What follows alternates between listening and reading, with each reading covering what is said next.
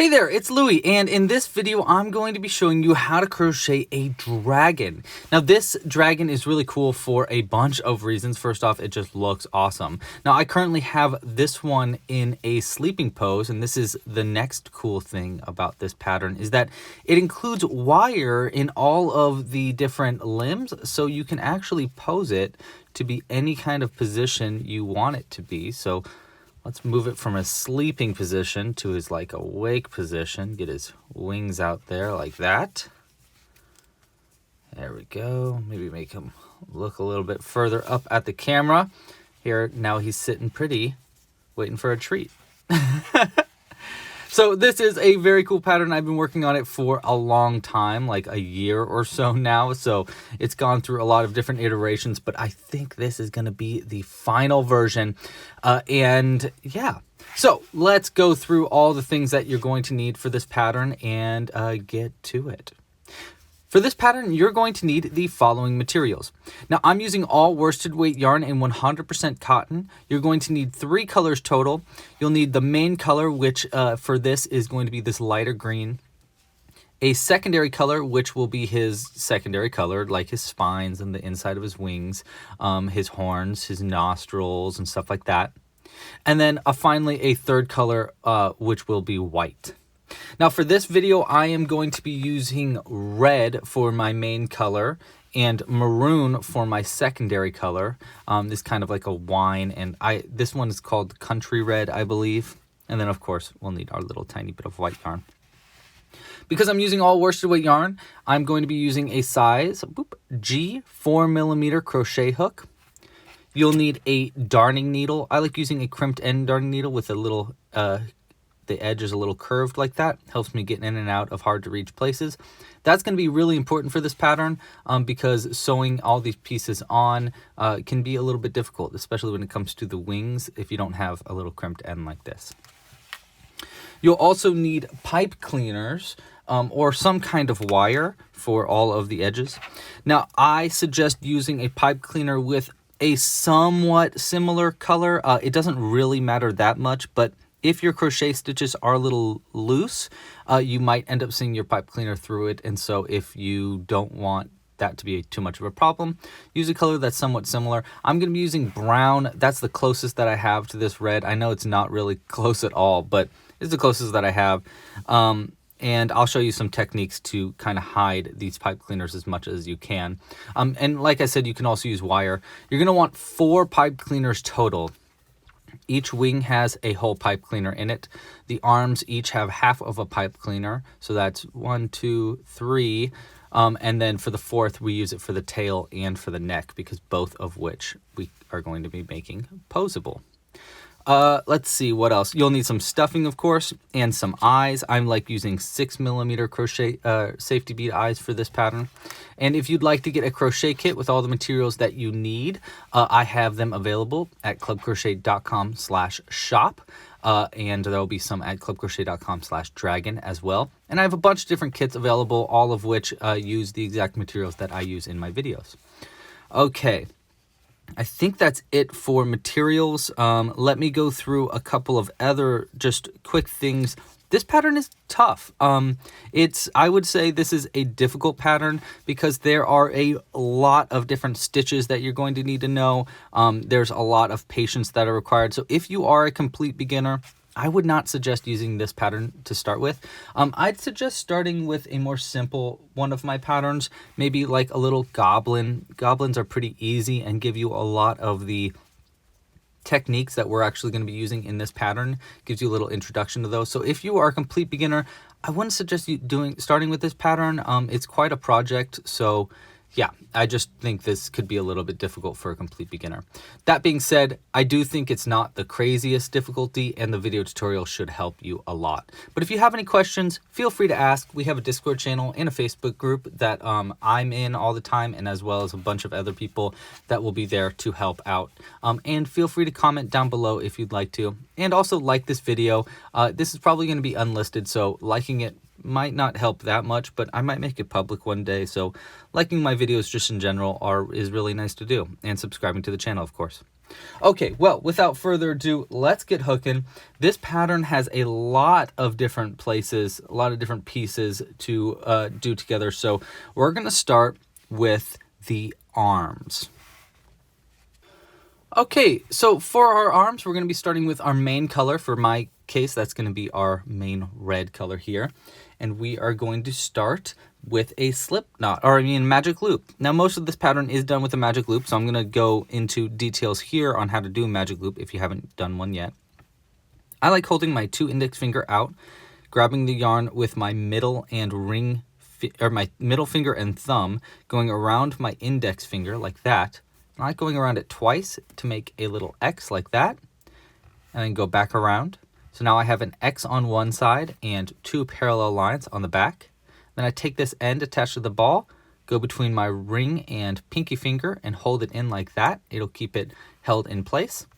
Now I can take my crochet hook, and I'm going to go with the back of my fingers facing me, and take my crochet hook and go under the first bar, yarn over the second bar and pull that under the first like that. And I'm going to loop it around like so. That'll create a little loop there, see?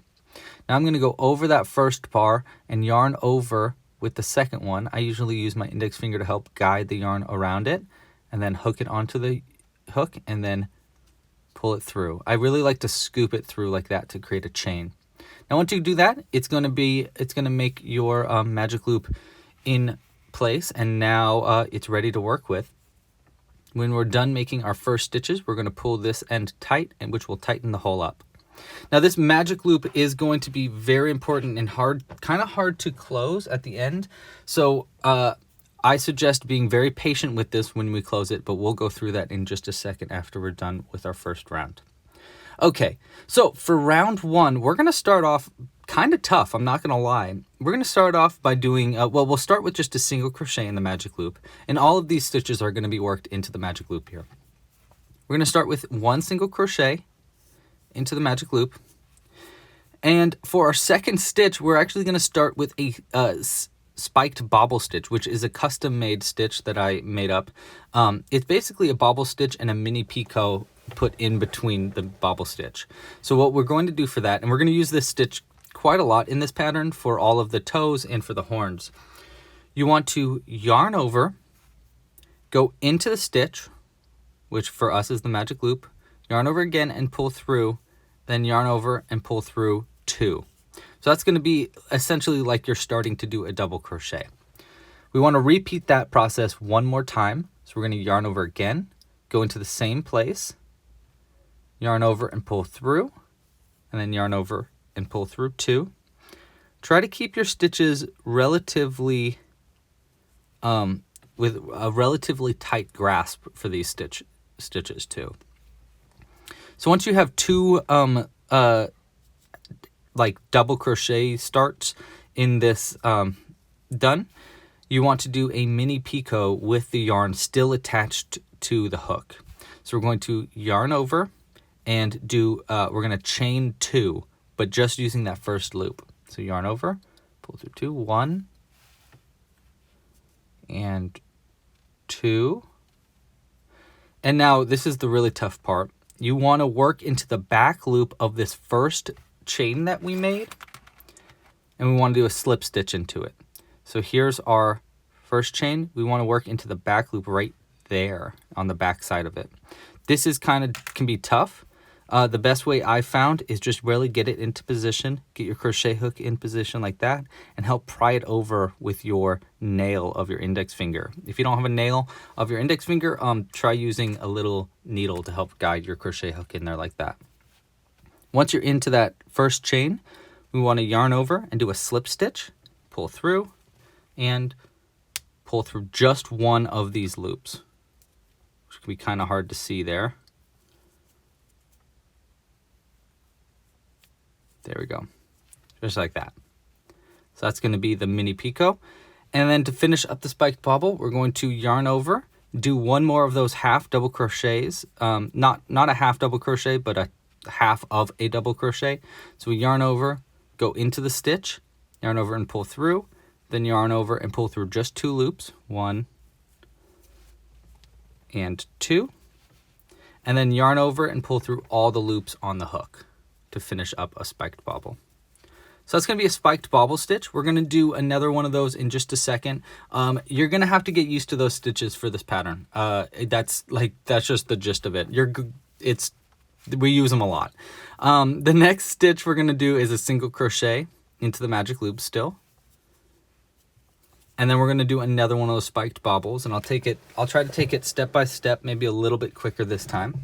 Let me get my seat a little bit closer here. Okay, so we're going to yarn over, go into the stitch, yarn over and pull through, then yarn over and pull through 2. And we're going to repeat that one more time. Yarn over, into the stitch, pull through, yarn over, pull through 2. Okay, now the mini picot, chain 2 with just this first loop there. 1, 2. Then into that first chain that we made, we want to find that back loop right there. Take the crochet hook and help pry it over with our index finger, and then do a slip stitch into that chain and into just one of the loops on the hook, and then one more of those first steps. Yarn over, into the loop, pull through, yarn over and pull through 2.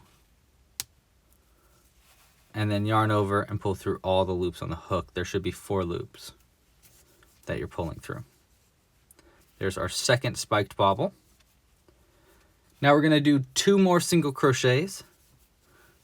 1 and 2. And then another spiked bobble for our third toe.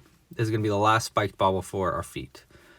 Yarn over, into the stitch, pull through, yarn over, pull through 2. Again, yarn over, into the stitch, pull through, yarn over, and pull through 2. Then do our mini picot, chain 2, 1, 2. Find the first chain, get into the back loop like that, and slip stitch. And then finally, do one more of those first steps, yarn over, into the stitch, pull through, yarn over, pull through 2, and then finally yarn over and pull through all the loops on the hook. Here we go. And to finish round 1 of the feet, we just want 1 more single crochet here. And there we go. The foot's done. Not really. But the first round of the foot is done, or the arm, I should say. And now we're going to pull this, and it should pull this tight. Now, you want to be very careful when pulling this end because you can break the yarn if you pull it too tightly. I find the best way to do it is to pull it from the base of where the loop is. And try to make sure you're pulling it in a direct line so there's not too much tension so it doesn't break. And get that hole as tight as you can. That's probably fine. It's not as tight. You can still see through it a little bit, but that's okay. Okay, and that's going to be the end of round 1 for our arm. And you can see there's the little end. He's going to be standing on it just like that. Okay, so for round 2 through 4, that's going to be 2, 3, 4. 3 rounds total. We're just going to do a single crochet in each stitch around, and there should be 8 stitches total. Now it can be kind of hard to see where the stitches are for round 2, so let me just help you out here. So you're going to look for the V's at the top of the stitches, and if you are having a really difficult time, it might be best to count backwards. So we're going to find our first stitch right here, and we're going to work into both loops of each of the stitches, and this is going to be the last one. So we got 1, 2, 3, 4, 5, 6, 7, and 8. So that's going to be our first stitch right there. So we want to work our crochet hook into that very first stitch, like so, and do a single crochet in it. There we go. And we're going to do a single crochet in each stitch around, and again, there's 8 stitches total. Before I continue, let me go ahead and go into that stitch right there and get a little bit of extra yarn to make a stitch marker so that I can keep you, so you can tell where the ends of my rounds are. I'm just going to use a little bit of extra yarn, pull pull it through that first stitch, and now we'll know that's going to be where the round will end. So I'm going to just keep going around and single crocheting into each one of these stitches. The best way I find to get into each of these stitches is to go from the base here and kind of use momentum to push the crochet over the hook instead of the hook into the crochet. It just kind of helps me get into the right stitches a little bit easier. We're just doing a single crochet into each one of them, and there should be 8 total.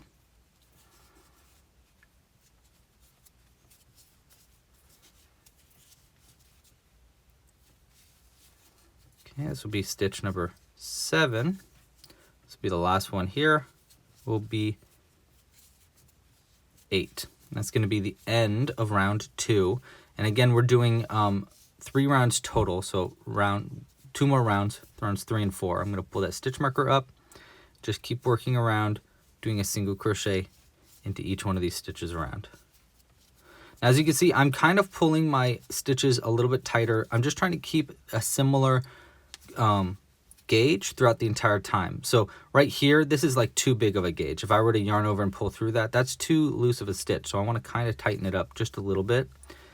And it's not that it's too loose of a stitch. It's just that I want them all to be the same. And I find the best way to make your stitches look the same throughout is make corrections once all of the loops are on the hook. Then you can like pull it a little bit tighter. It's the way that I like to do to make sure that I have a similar gauge throughout my piece. And you'll probably see me doing that throughout this entire video.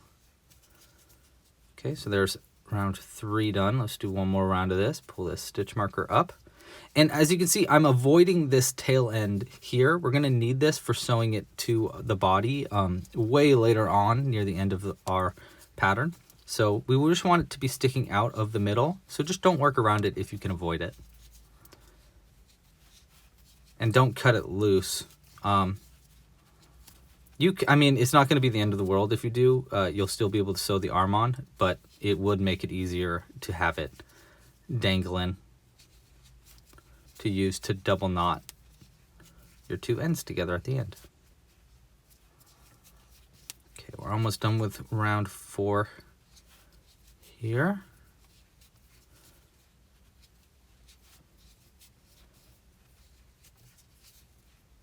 And there we go.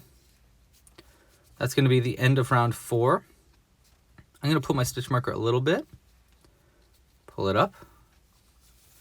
There we go. Now we're going to be going on to round 5 here. For round 5, we're going to do 2 single crochets and then an invisible decrease, which I'll show you when we get to that. So let's start with our 2 single crochets, just the same as normal. Again, we're working into both loops for those single crochets. There's 1, and there is 2. And then we want to do an invisible decrease. For an invisible decrease, I'm going to pull my loop out just a little bit here. We're going to work into the front loops only of the next 2 stitches. So only those front loops. This would be under both loops, and this would be under just a front loop. So we want to work under this front loop and this front loop simultaneously. So the best way I find to do it is loosen my grip on my crochet hook. Let your crochet hook be able to move around a little bit.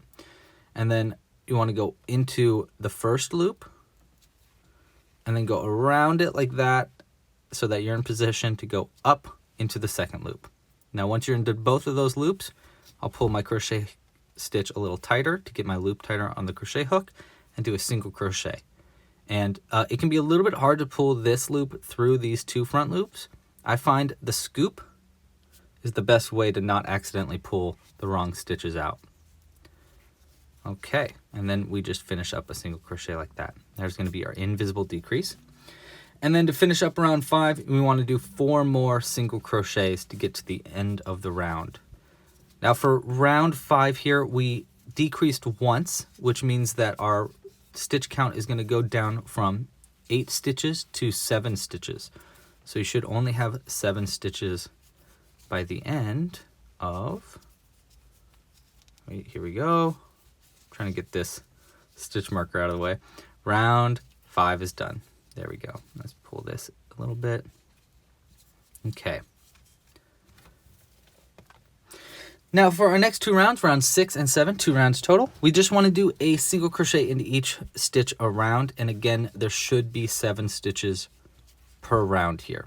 So just 2 rounds of just single crochets around.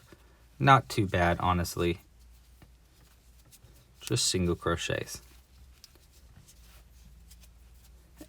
And by the way, thank you so much for either purchasing this pattern or being a Club Crochet member or just making it in general. I really appreciate it. I took a lot of time on this pattern just to practice it a bunch, try to make sure everything was perfect before coming out with it. And it really means a lot that someone would take the time to make this dragon and to actually recreate my work. So I really appreciate it. Thank you so much.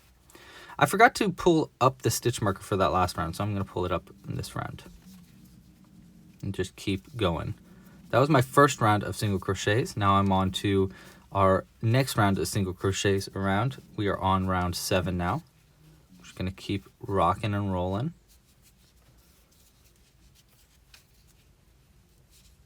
I think you can kind of see the arm coming together now. 5, 2 more, 6, and 7. Okay, let's pull a stitch marker up. And now we are on to round 8. For round 8, we're going to do 2 single crochets and then an invisible decrease and finish up with 3 more single crochets. So 2 single crochets, 1, 2, and then an invisible decrease. Loosen up that crochet or the loop on the crochet hook, go under the front loop, loop over, go under the second front loop, yarn over and pull through, pull everything a little tighter, and then pull through, and that's going to be our invisible decrease. And then 3 more single crochets to finish up round 8 here, which brought us down from 7 stitches to 6 stitches, which is going to be our final stitch count for our arm. But we will need to do a couple more rounds of just single crochets to finish it up, make it just a little bit longer. Okay, pull a stitch marker up, and now we have 2 more rounds. We just finished round 8. We're on round 9. We want round 9 and 10 to all be single crochets. 2 rounds of just single crochets around, and it won't be too bad. There's only going to be 6 stitches per round, so that's only going to be 12 stitches total. Look at me doing quick math. I always thought when I went to elementary school that I wouldn't use math for anything, and I use it every day for crochet. At least simple math. Sometimes complicated math. I'm not even going to pull our stitch marker up. I know where the end of the round is, and I'm just going to do our final round, round 10 here, by just crocheting around. There's 3 more stitches, 4, 5, and our final stitch, 6.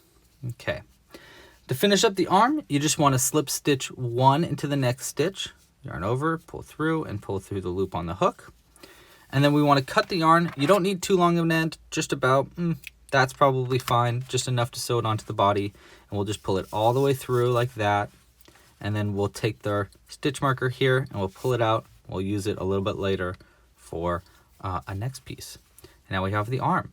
You want to go ahead and make 2 of these arms total. You can kind of see how it's going to be all wibbly wobbly. And once we put a pipe cleaner in there, we're going to have it be poseable. I think this could be a really cool pattern to use for other kind of monsters and creatures as well. If you get any ideas for that, let me know. All right, so next up, we're going to be moving on to the legs. Now, the legs are made very, very similar to the arms. Actually, round 1 is going to be the exact same for both of the legs, which is the exact same as the arms. I if you remember from the arm, round 1 was a little complicated. You did a single crochet, a spiked bobble, another single crochet, another spiked bobble, 2 single crochets, another spiked bobble, and then 1 more single crochet into a magic loop. So I'm going to start with our magic loop here. And I'm just going to go ahead and kind of power through round 1 since we've done it once before. Again, it's a single crochet, spiked bobble, which could be part 1, and then 2, and then we do that mini picot. And if you want to watch a video on spiked bobbles, I actually have a whole video tutorial available for it. You can find it at clubcrochet.com/spiked. And it goes through a little bit more detail for spiked bobble if you're having a little bit of trouble there. Oopsies. Let's try that one again. There we go. Pull through. There's our first spiked bobble. As you can see, I have made quite a lot of spiked bobbles in my time, and it just gets easier over time the more you make. But every now and then I do find a little bit of trouble with this part, the mini picot part.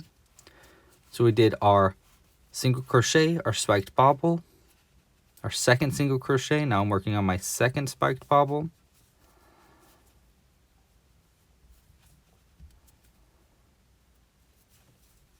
There we go. Oopsies, I pulled through. I wasn't supposed to do that.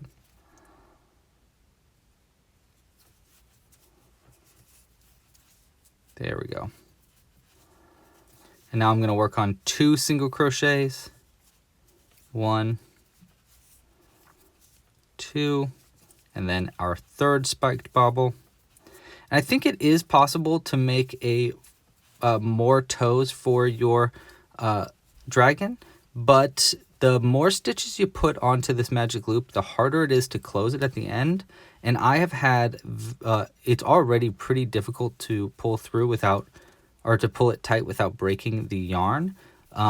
If you want to use maybe a stronger yarn, it might be a little bit easier or a little bit less likely to break, but I will give you the warning that adding any toes to this will make it significantly more difficult. And then I finish up with 1 last single crochet there. We'll pull this tightly. Okay. Round 2 for the legs is going to be the exact same regardless of the legs. Now I'm not going to use a stitch marker here because we just want 1 more round here. And I'm just going to do 1 round of single crochets all the way around. That's going to be 8 single crochets total for the legs. Round 3 is going to be different for each leg. So we'll go ahead and finish up this leg, and then I will come back and show you how to do the right and the left leg here. So let me just finish up a few more stitches here. And the reason is you want your legs to be able to tilt in 2 different directions a little bit because they are so short. Okay, and that's going to be the last single crochet for round 2 of the legs. All just single crochets around. There should be 8 stitches total.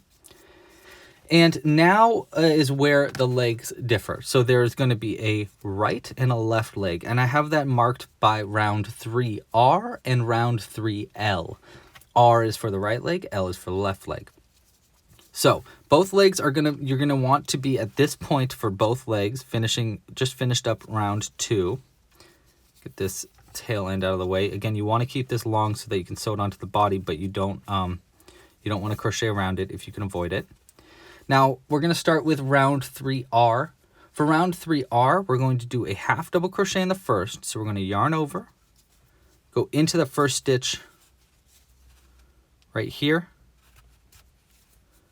yarn over again, pull through, yarn over, and pull through all the loops on the hook. So 1 half double crochet. Then we're going to do 2 single crochets. 1,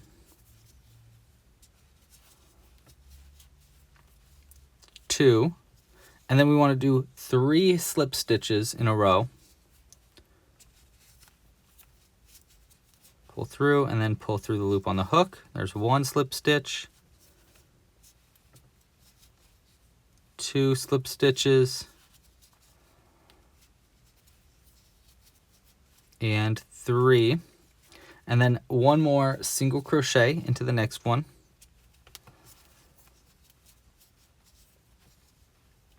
And we're going to finish up the right leg by doing one more slip stitch into the last stitch here. Cut the yarn and just pull it all the way through like that. And this is going to be the right leg finished. And you can see how it's got a little bit of a tilt, you know, because if this is the ground, it's got just a little bit, like a 45, maybe like a 20 to 30 degree angle. And this is going to be so that on the body it lays flat.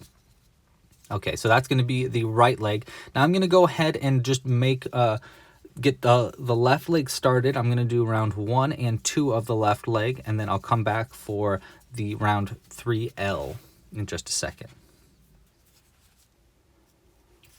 Okay, so that's going to be the end of round 2 for our next leg. So now we're going to be moving on to round 3L, which is going to be for our left leg. So for our left leg, we want to do it a little bit different. We're going to do 2 slip stitches to start it right here.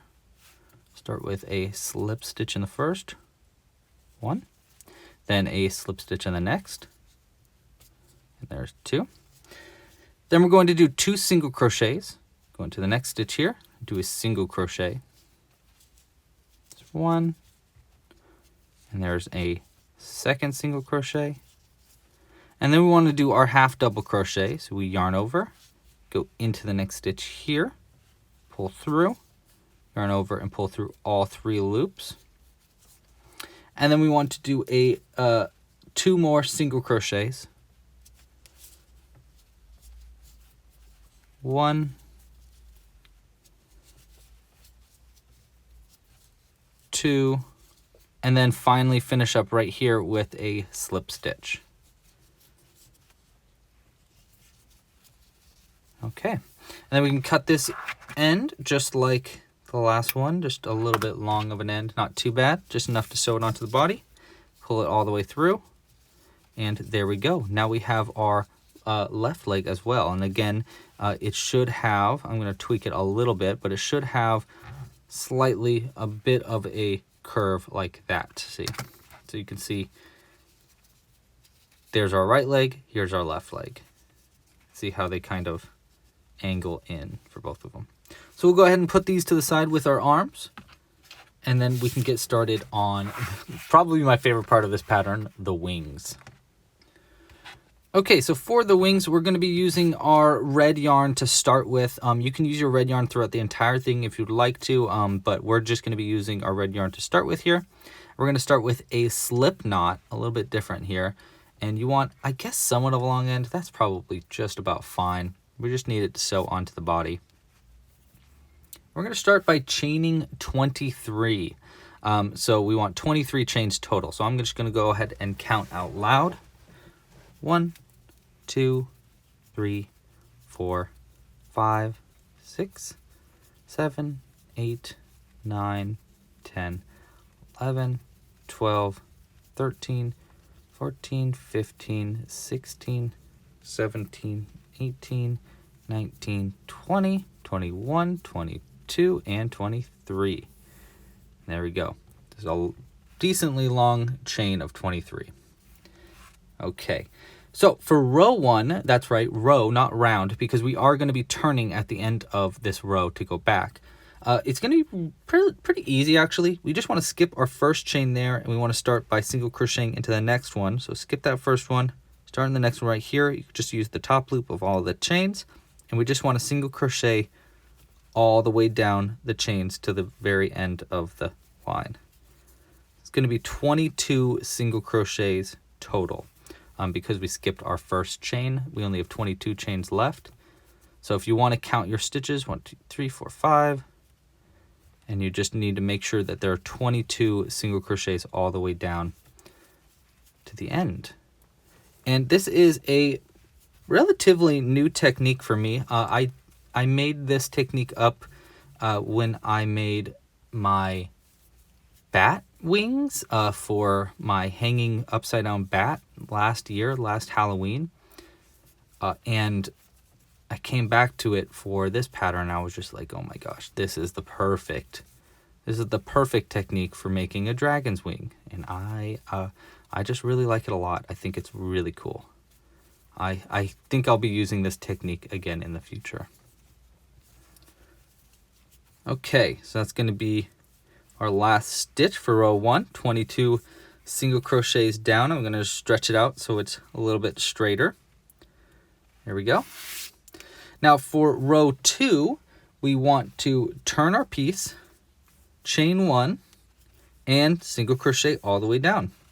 So we're just going to single crochet down. Make sure to be working into both loops of all of your stitches, like that. And just single crochet all the way till you get to the end of the row. And again, there should be 22 total.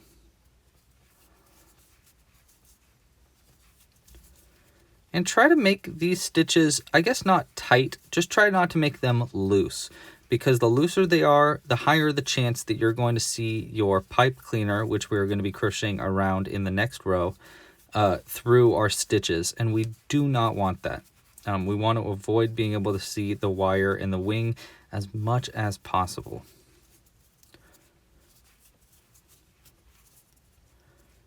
Okay, just a few more here.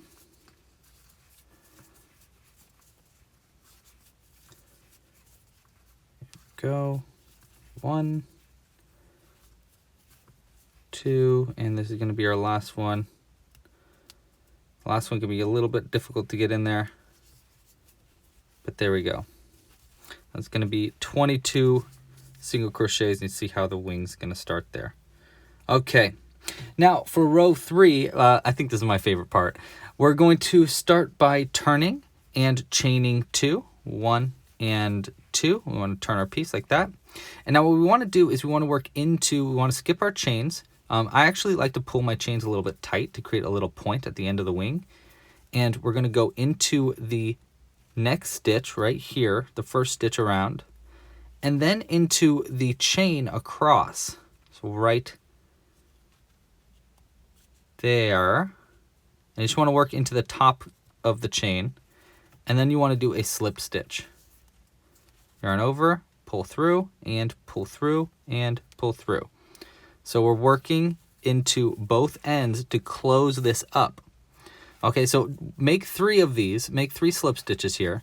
Okay, we're going to go into the next stitch. So there's our first one. Here's our second one. Go into both loops of the next stitch, and then into the chain across right there. Yarn over, pull through,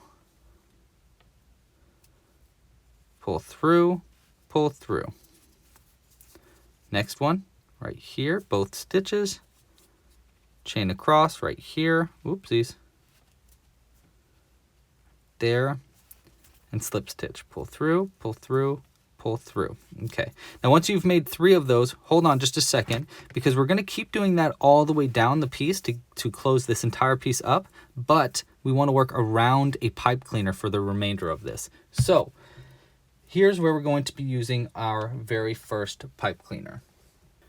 Okay, so grab a full pipe cleaner, just like a whole long pipe cleaner, and fold it in half. Try to make it as perfectly in half as you can. And then grab the end, make a little loop with a twist, and then begin just twisting it all the way up. Okay, I like to actually twist it with my dominant hand holding the 2 ends of the pipe cleaner there and just twisting. You don't need it to be twisted too tightly. This is basically just going to be so that we can make our wings shapeable. And it's actually pretty necessary for this pattern. And we're going to go all the way till there's about an inch or so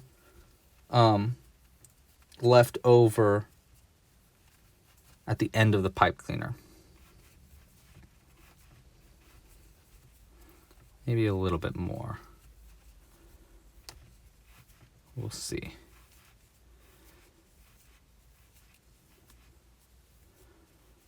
Yeah, we'll leave about that long. Let's try that. And we're going to just place it in the end right under the last slip stitch that we made, right like that. Okay, don't go too far because you can poke the pipe cleaner like through the stitches. You just want it under just that third slip stitch that you made. And then hold it up, make sure that it's long enough. That's pretty good. You can always undo a couple of twists at the end once we're done crocheting around it. But now that it's in place, see it's like just under that first slip stitch, we can continue doing those slip stitches across, working over the pipe cleaner. So we want to go into the next stitch right here, under both loops of the next stitch, go over the pipe cleaner and across to the chain across on the other side, like that. And then do a slip stitch. Pull through, pull through, pull through. Next stitch, across. Okay, pull through, pull through. Oopsies, I messed that one up. There we go, pull through, pull through, pull through.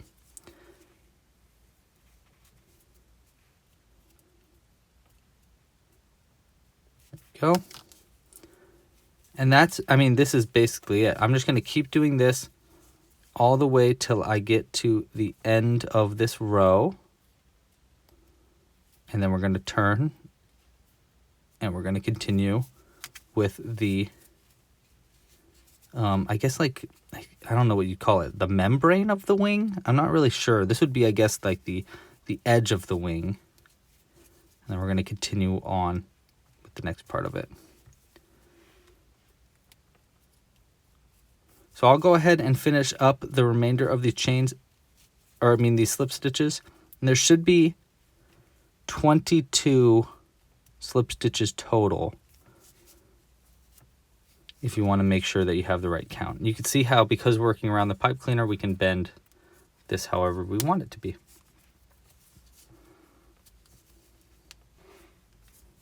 Okay, I'm at the end here, just have 2 more chains to go, or slip stitches.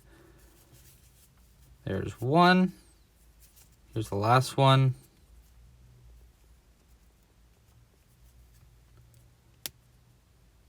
That last one could be kind of tough. You might need your nail or needle to get into that.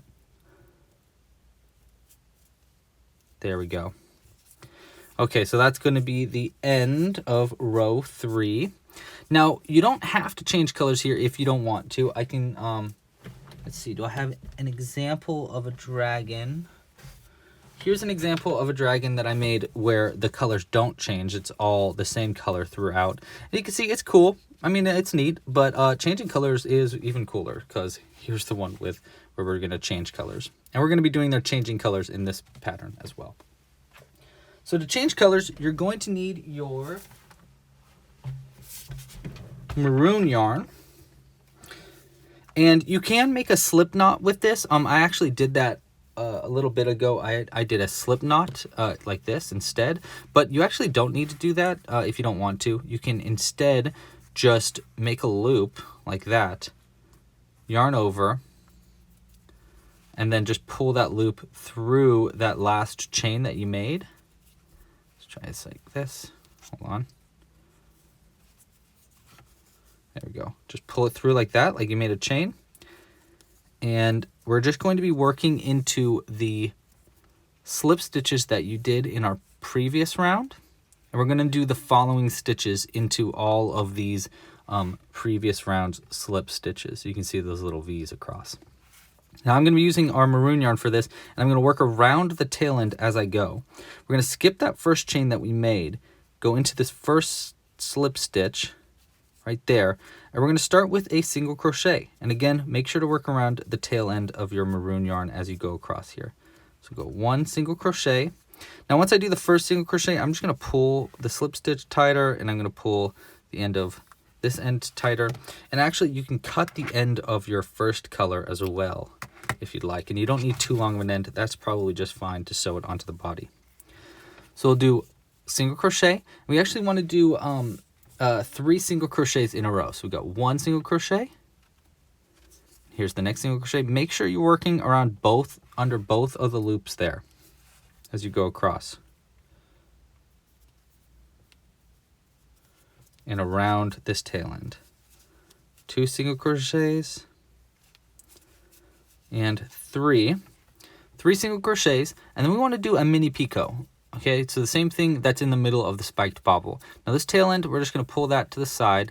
We're going to do our mini picot. We're going to chain 2, 1, 2, pull a little tighter, and then we're going to find the back loop of the first chain that we made right here, like that, and we're going to do a slip stitch into that back loop. Pull through, pull through. Okay, so 3 single crochets, a mini picot. Now we're going to do 2 half double crochets. We're going to yarn over. Now I'm not going to work around this tail end anymore. I think working around it for 3 stitches is just fine. No worries there. So just going to pull it to the side. We're going to do a half double crochet in the next stitch. Now again, to get into these stitches, I find it's easiest to push down and then like kind of twist it up like that. Kind of helps you get into those stitches better.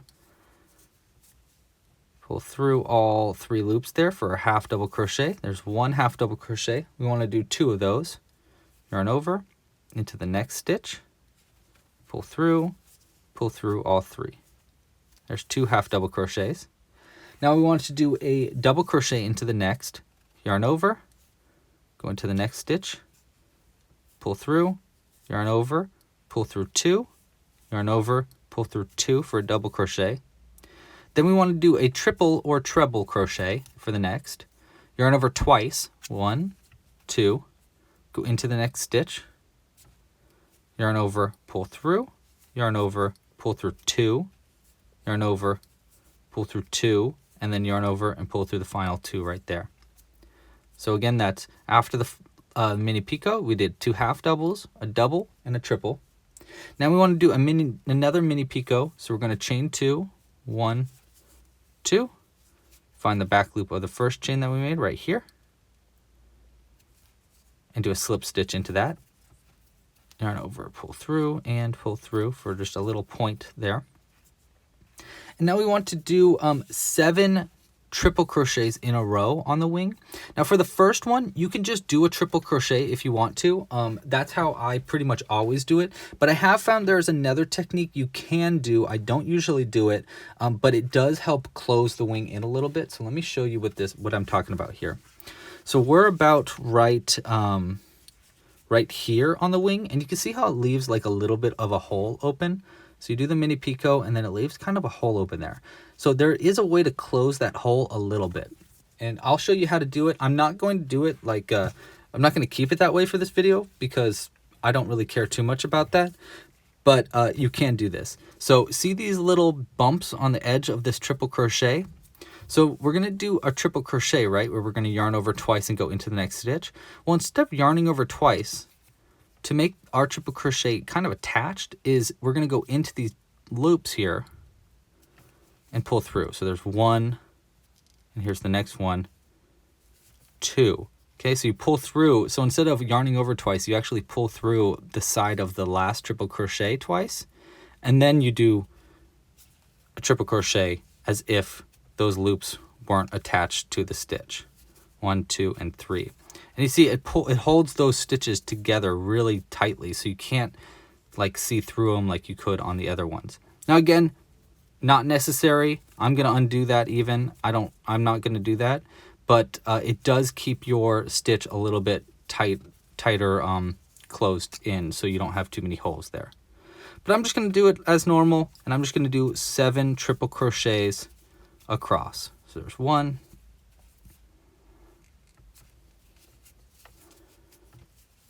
2. You can see how that hole is without doing that. You can see how that hole kind of shows through there.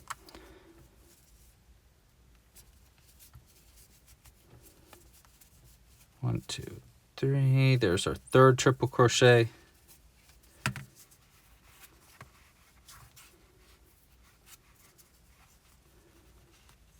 This end of the pipe cleaner is actually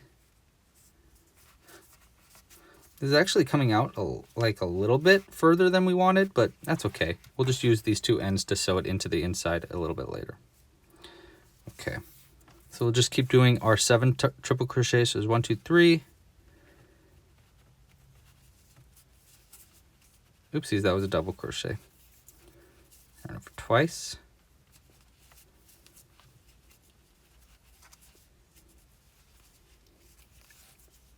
4, 4,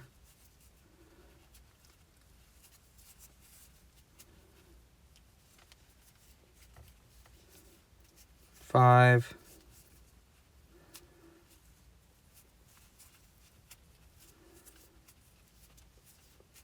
6, one more triple crochet,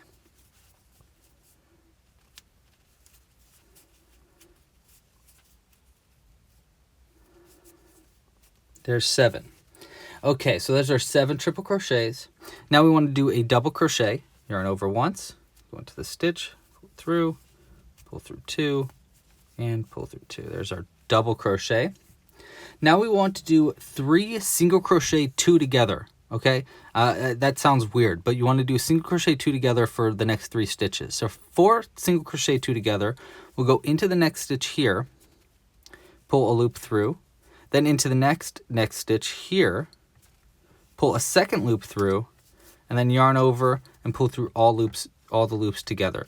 A lot of people just call that a double crochet. I call it a single crochet 2 together because I call a double crochet something a little bit different. And we're going to do 3 of those. So there's 1, next stitch, pull 1 loop through, next stitch, pull our second loop through, and then yarn over and pull through all 3 loops. There's 2, 1 more, 1 loop, 2 loop, pull through all of them. And to finish up row 4 for our wing here, we're going to slip stitch into the very last stitch right here. And there we go, slip stitch 1. Okay, now we want to turn our piece like this. And we want this, oopsies, I undid our slip stitch. Let me do that last slip stitch one more time. There we go. I'll pull it out a little bit. Okay, so now we want to turn our piece, and here's the other side of the wing. And we want to make sure this end is over this little edge here, like that.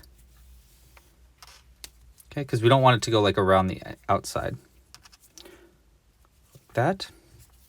And we'll pull this loop a little tighter. Okay, now for row 5, we're turning. We're going to skip that first slip stitch that we made, our very first stitch there. And we're going to start in the next one right here.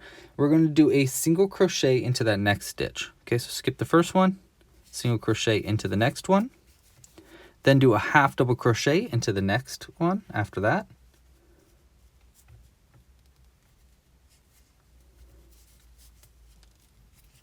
And then a double crochet in the one after that.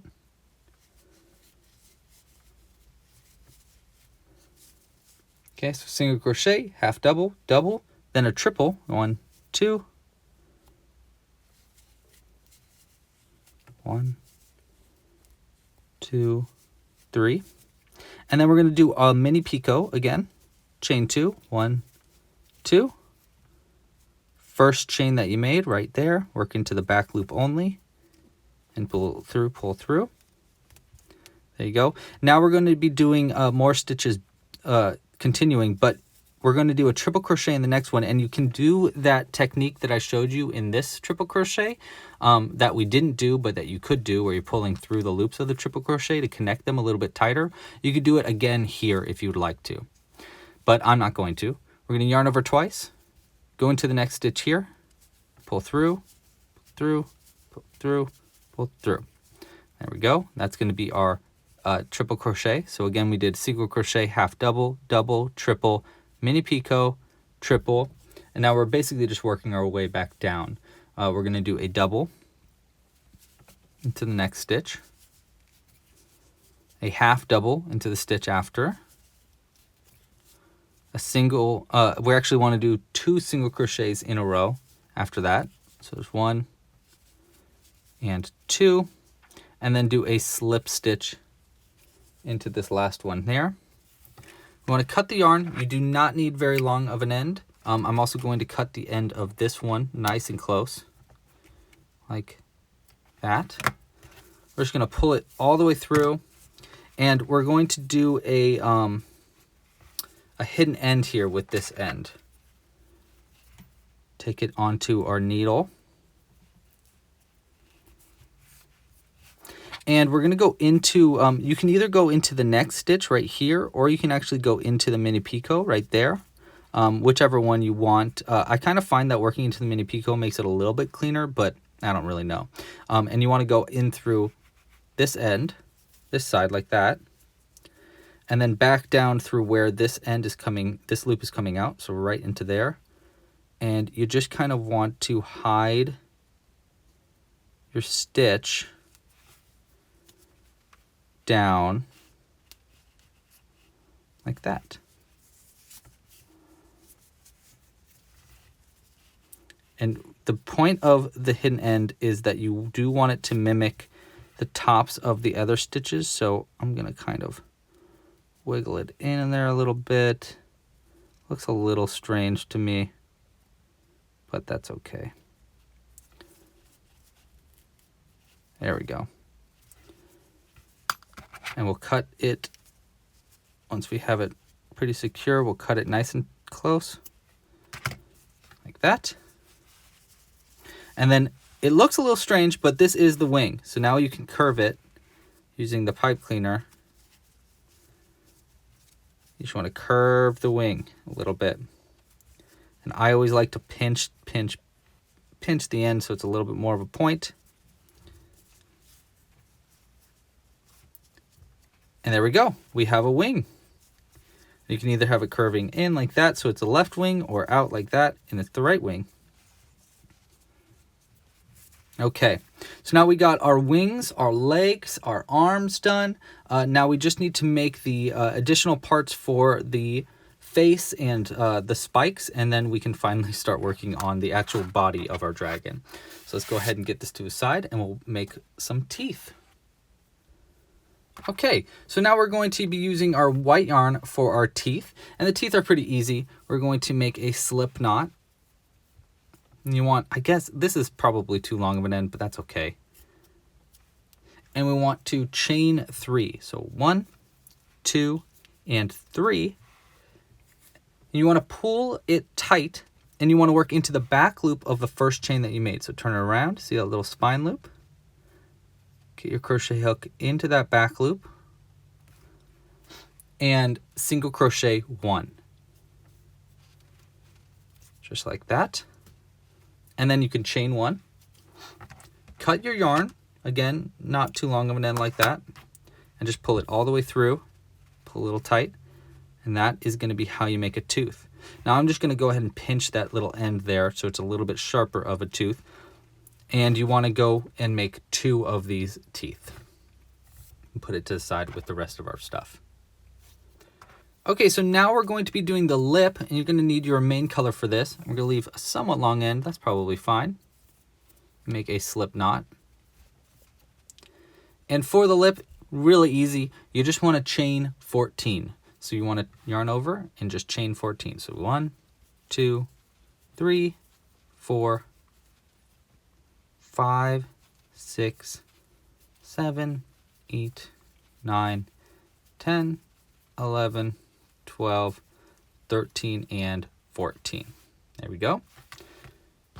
Cut the yarn, leaving a somewhat long end, just so you can sew it onto the face, and just pull it all the way through. There we go. And we're going to go ahead and put this to the side to sew onto our face with the teeth. And the last thing we want to do is make our spikes for the back. Now these are optional. You don't need to add the spikes if you don't want to, but I personally really like to. And we're going to start with a slip knot. And I'm using our secondary color, my maroon wine color here. And for the spikes, you're going to start with by chaining 3. 1, 2, and 3. Now we're going to skip the first chain and pull it tight, and into the next 2 chains we're going to be working into the back loops only, like we did for our teeth, just these little back little loops there, and we're going to do a single crochet 2 together into those 2 chains. So we're going to go into the first one, yarn over and pull through, and into the next one right here, yarn over and pull through, and then yarn over and pull through all the loops on the hook, just like that. Now that's going to be the end of step 1. For steps 2 through 9, that's going to be 9 more spikes. There's going to be 10 spikes total. We're going to do, we're going to chain 4. 1, 2, 3, and 4. Pull the first one tight, and then using the next 2 chains, we're going to single crochet 2 together into those next 2 chains, and we're going to leave this last chain, the first one we made, separate. So we're just going to go into these next 2 ones and single crochet 2 together. 1 and 2, and then yarn over and pull through all the loops on the hook. We're just going to keep doing that until we have 10 spikes total. So we have 2 spikes done.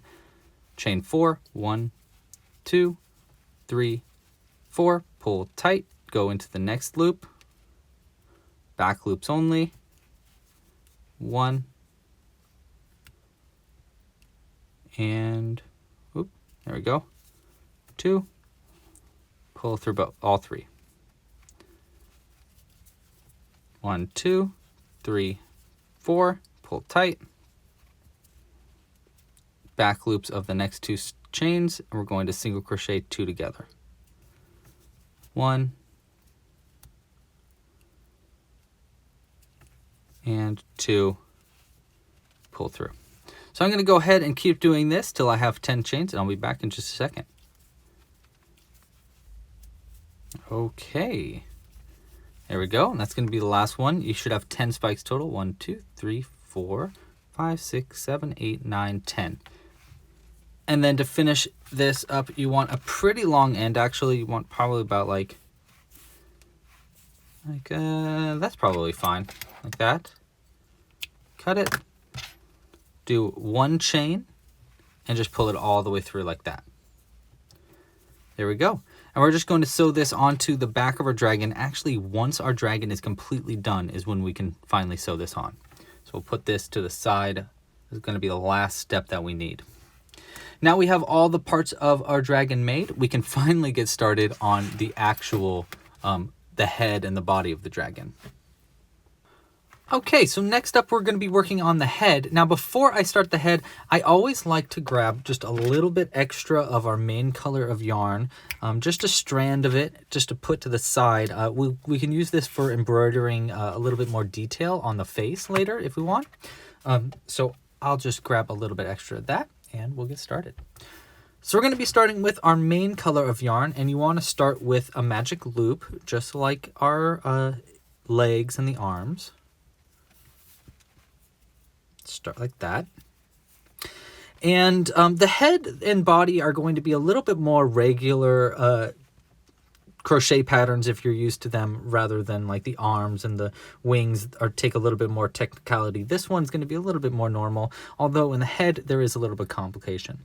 So we're going to start with round 1. For round 1, it's going to be 8 single crochets into the magic loop. Here we got our magic loop started. And we're going to start with 8 single crochets in the round, which is not too complicated compared to the craziness that is the arms and legs of the dragon. Those are a much more complicated beginning for a pattern. There we go. 1, 2, 3, 4, 5, 6, 7, and 8. That's going to be the end of round 1.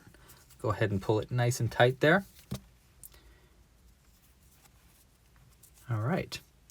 And before I get started on round 2, I do want to grab a little stitch marker to keep track of where we're at. So I'm just going to crochet around this piece of yarn just in the beginning here to keep track of where we're at. For round 2, we're going to do 3 single crochets and then 2 increases and then 3 more single crochets. So we're going to start with 3 single crochets. Make sure we get under all the loops of our stitches. There we go. So we want 1, 2, and 3. And then we want to do 2 increases in a row. So an increase just being 2 single crochets in the same stitch. So there's 1 increase, and there's another increase. And you can see here, you can kind of see the increases. This would be an increase, two stitches in the same spot. There's another one. And then we'll finish up round 2 by doing 3 more single crochets to get to the end of the round. 1, 2, and 3. And now we should have 10 stitches around. I'm going to pull our stitch marker up and pull it over. There we go. Okay. So for round 3, we're going to be making our nostrils as well as just single crocheting around. Now you do have 2 different options you can do for your nostrils. You can either make them in your main color or you can make them in your secondary color. Here's an example of both. So this one is made in the main color, and you can see that it's very subtle. You can see there's the nostril and there's another one. It's much more subtle while using the main color. Here it is using our secondary color. It's much more noticeable. So you can do either one. I'm going to be using our secondary color just because it's a little bit more obvious and good for the video tutorial. Okay, so for our secondary color, let's go ahead and get that ready. Grab our maroon yarn and get it prepared there. And for round 3, we're going to do 4 single crochets and then we're going to make our first nostril. So let's just start by doing 4 single crochets and we'll work around our secondary color after for the 4th stitch. So there's 3 and here's going to be 4. Now before I pull through with our main color, I am going to put the new maroon wine color in between, and then I'm going to pull through with our main color like that. Okay, so 4 single crochets. Now we're going to make our first nostril. For a nostril, we're basically going to be working over round 3 and into round 2, and we're going to do a double crochet into the stitch that's directly under it. Now for our case, that's actually going to be directly into the increase. So instead of working into the stitch like we would normally, we're going to work over it and into this stitch right here. We're going to do a double crochet into that stitch and pretend like it's just normal. So we're going to yarn over with our new color. Let's keep our main color in place. We're going to go into the stitch under right here, yarn over and pull through, then yarn over and pull through 2 loops, and then switch back to our main color. I always like to place my index finger between the 2 and flip it under like that when I change colors. Then yarn over with our main color and pull through to finish up the stitch. And that's going to create our little nostril in the place. Okay, so there's going to be 1 nostril. Now we're going to do a single crochet and then we're going to do another nostril. So first we're going to do single crochet right here. And I'm going to make sure to work around our maroon, our secondary color, and then we're going to do another nostril into the increase stitch. You can see how instead of working into this stitch, we're going to work over into this one and do the exact same thing that we did for this stitch. Yarn over with our secondary color, go across the round, pull through, and pull through 2, and then we're going to switch back and pull through with our main color. There we go, we got 2 nostrils there. Okay, now to finish up round 3, we're going to do 3 more single crochets to the end of the round. Now it can be a little confusing because it kind of looks like we want to work into this stitch, but this is the stitch that we're skipping in order to make the nostril over it. So don't work into that stitch. Instead, just keep going. I'm going to work around this maroon secondary color just for 1 single crochet just to keep it into place like that. And then we can just cut it nice and close.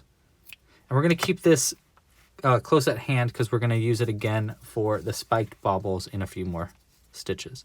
So 3 more single crochets. We did 1, so 2, and run out of the way. There is 3. Okay, see our little nostrils there. And we can mess around with them in a little bit to make sure that they look exactly the way we want to once we make the face. But it's not really worth messing with them too much at this point. Okay, so now we're going to grab our stitch marker, pull it up, and we are on round 4. Now for the next 3 rounds, round 4, 5, and 6, 3 rounds in a row, we're just going to do a single crochet into each stitch. So that's just going to be 3 rounds of single crochets, and there should still be 10 stitches per round. So just do 3 rounds of single crochets, and that's about it. Now let me show you where to work into for your nostril stitches. It's going to be right there, like that.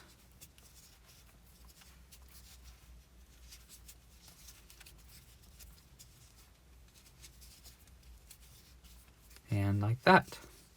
And I'll just keep going around. We want 3 rounds of single crochets in a row. It's going to be the end. There we go. It's going to be the end of round 4 there. And I'll just keep going around. Okay. It's going to be the end of round 6 and our 3 rounds of just single crochets there. You can see how it looks on the front. All right, so now we are on to round 7. Now round 7 is where we're going to be making our spiked baubles, which are going to be basically the little ears, kind of, the horns, I suppose, for our dragon. Here, you can see it on top here, these little guys there. Now again, you can make these in the main color if you'd want, but I find they show up pretty well if you use your secondary color instead. So we'll be using our secondary color for it. Okay, so we are on round 7, and for round 7, we're going to start by doing 5 single crochets in our main color, and then we're going to switch over and do a spiked bauble for using our secondary color. So we go 1, 2, 3, 4, and that'll be 5 will be there. Then we're going to grab our secondary color, place it in between. We're going to pull through with our main color still, because we want the top of the stitch to be main color. And then we're going to make a spiked bauble in our secondary color. We've done our 5 single crochets, spiked bauble. You probably remember that from the feet. You want to yarn over. Make sure you have a little bit extra on the inside there of the secondary color so it doesn't get pulled out. Go into the next stitch. Let's just make sure that end is tucked in there. Okay. Yarn over, pull through. Yarn over, pull through 2. And then we're going to repeat that process one more time. Yarn over, go into the next stitch. Yarn over, pull through. Yarn over, pull through 2. And then we're going to do our mini picot. Chain 2. 1, 2. We're going to skip the first chain, and in the second chain, I want to work into that back loop right there. I like to use my nail to help prime the hook into that back loop, and then do a slip stitch using just the first loop, like that. And then we want to yarn over, work into the same stitch, yarn over, pull through, and then yarn over and pull through 2, and then switch back to our main color, yarn over and pull through all the loops on the hook. There we go. And now we have our little spiked bauble. Now, you can do something else. If you want to, you can actually give your dragon a little bit of like an angry face if you want. And here is how. Instead of working that spiked bauble into that round, into the same round that you're working the rest of our single crochet stitches, we can actually work over and into the stitch under it, just like how we did the nostril, and it gives your character a little bit of like a grumpy, angry face. So this one's got it where we've worked over the stitch and into the one around it, and you can see it gives them a little bit more of like an evil looking dragon. Here is our happy looking green dragon, and here's our a little bit more angry looking red. You could even work one stitch even further down if you want to be even more like exaggerated if you wanted to. It's a little bit more difficult to do that, obviously, but it does give it a little bit more of an emotion if you want to try that as well. Okay, but let's keep going here. So after we've made our spiked bauble, we want to do 1 single crochet in our main color into the next stitch. Ooh, there we go. Like that. And then we're going to be doing another spiked bauble using our secondary color right after that. Let's get more yarn. So let's make our second spiked bauble. So, oh wait, let me show you. If I wanted to do work over, instead of working into this stitch for a spiked bobble, I'd work into this stitch down here. And it would give us more of an angry look. But we're not going to do that for this video. There's 1 and 2. Then we're going to do our mini picot, chain 2, 1, 2.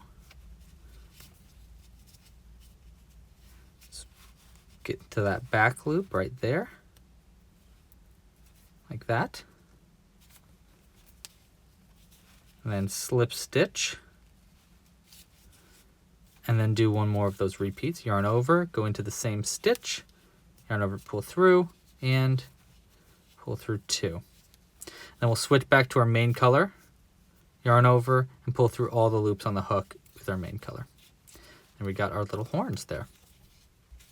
Okay, now we're just going to work into the next stitch. We just want to finish up by doing 2 more single crochets to finish this up. And I like to work around the maroon, the secondary color, for just 1 stitch, just like that, to help keep it into place, and then we can cut it after we finish this last single crochet. There we go. Let's go ahead and cut that yarn. And there we go. Okay. Now we'll pull up our stitch marker here to work around it. And we are on to round 8. Okay. For round 8, we want to do 1 single crochet. And then you want to do an invisible decrease. So remember, an invisible decrease, we're going to work into the front loops only of the next 2 stitches. So we want to go front loop, go around, there's the second front loop, so 2 front loops, and then do a single crochet into that. 1 and 2. So a single crochet, an invisible decrease, and then we finish up round 8 by doing 7 more single crochets to get to the end of the round. So there's 1, 2. Make sure to work into the red stitches on the inside right there for when you get to the horns. There's 3, 4, 5, 6, and then 1 more right here will be 7. Okay. Now, pro tip, I am going to work 1 more single crochet into the next stitch right here, just because it'll help me out when we sew on the face in just a second. So I'm just going to do 1 more single crochet just to make it a little bit easier for us. We're going to pull this loop out pretty far. Keep that to the side. And then now we can add our face onto the front of our piece here. Okay. Okay, so for the face, the first thing we want to do is we want to add our eyes. And we want to be using our 6mm eyes for this, which are a little bit smaller there. A little bit of our little applicator stuff. And I like placing the eyes, they can pretty much go anywhere between rounds 4 and 7. I personally like to put them just beneath the spiked bobble stitches for round 7. And then I like to embroider a little line under the eyes to give it a little bit more of just a stylized thing. So I'm just going to go 1 stitch under. If we want to look at our other dragon, just to make sure that we want it exactly where we want it, we're just going to go 1 stitch under where that spiked bobble is. So we're just going to go right, there's where the spiked bobble went in, right there.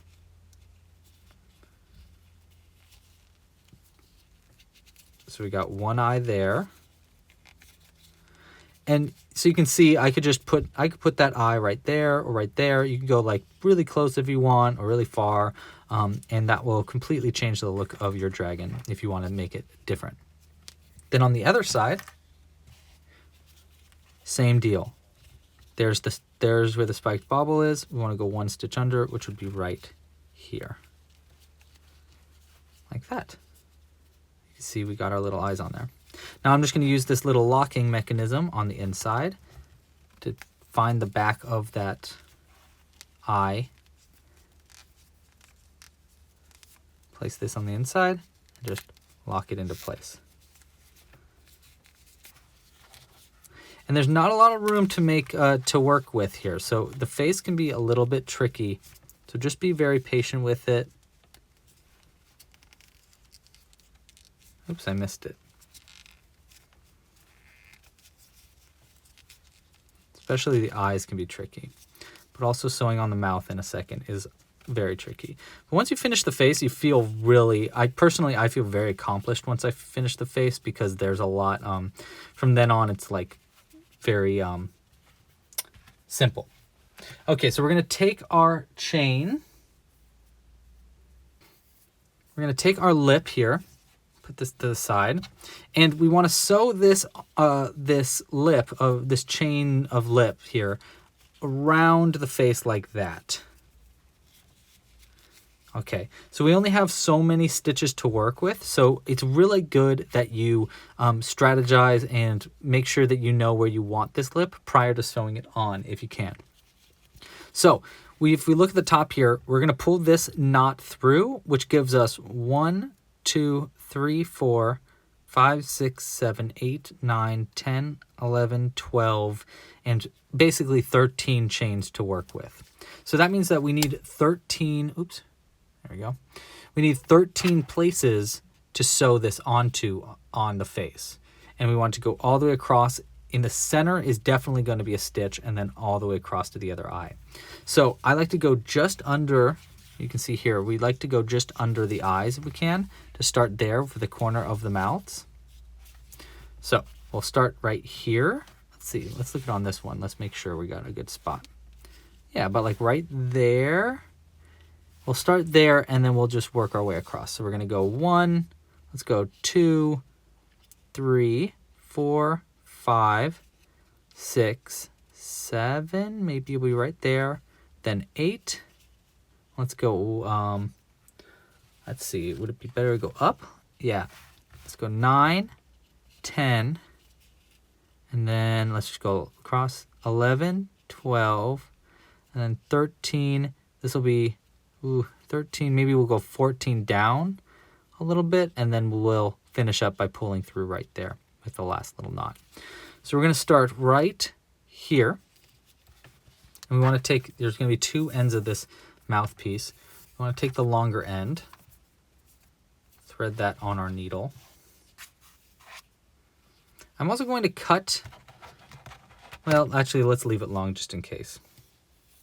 I was going to cut this middle one, but I'm worried that we'll work around it by accident. So we're going to thread this end on our needle.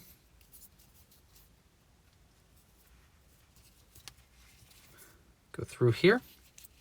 And the way I like to do the mouth is I like to pull it through almost to where the knot is coming through, and then come out through the next stitch, which is going to be right under it.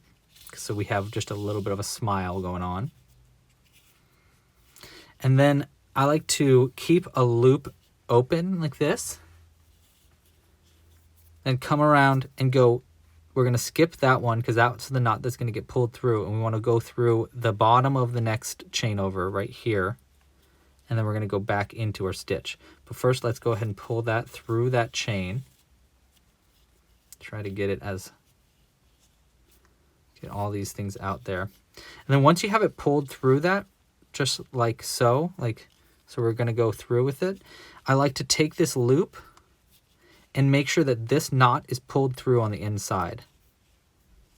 So we're going to go pull that knot through. There we go. And then we're going to pull this end to pull it all through. And then we're going to go back into the same stitch that we came out of, and then out through the next stitch over.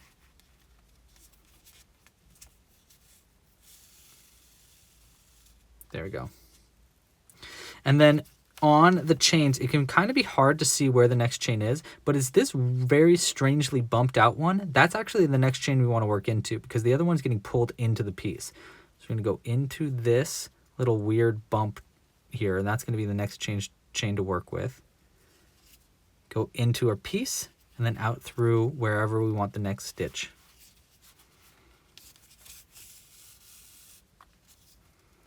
There's 2.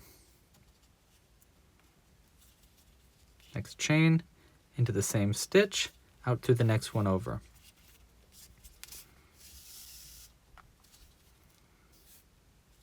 Okay, this weird bumped chain, that's our next one. In through the same stitch, out through the next stitch. A little tighter there. And let's go ahead and mess with this, make sure it looks the way we want it to. You can see we're going to sew on a tooth right here, which adds a lot to our piece as well. Go through the next chain, next stitch, like that. Well, like, there we go.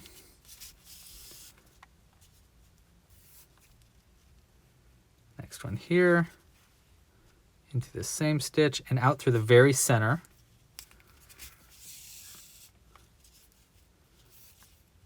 Next chain, this weird bump one. Make sure to go in through each chain or else we won't have enough for the mouth. You'll have to do it again. Next, same stitch, and then we're going to come out a little high up here to give them a little bit of like an underbite.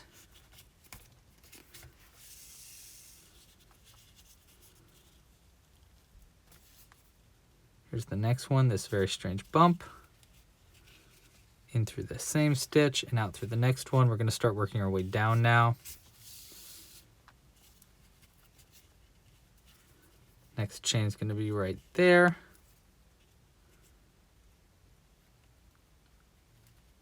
There we go. And let's go, yeah, we'll start working down like that.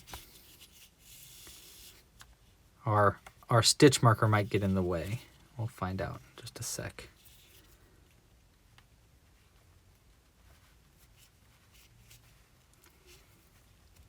Let's go up right here. Try to give a little bit of room between us and the stitch marker.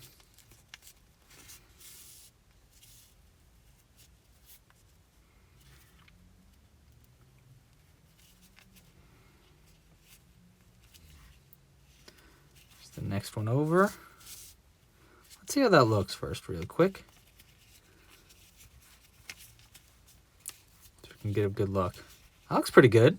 See, and it always looks better. Once we add a tooth, it'll look way better. But you can see how it's going to go over the mouth.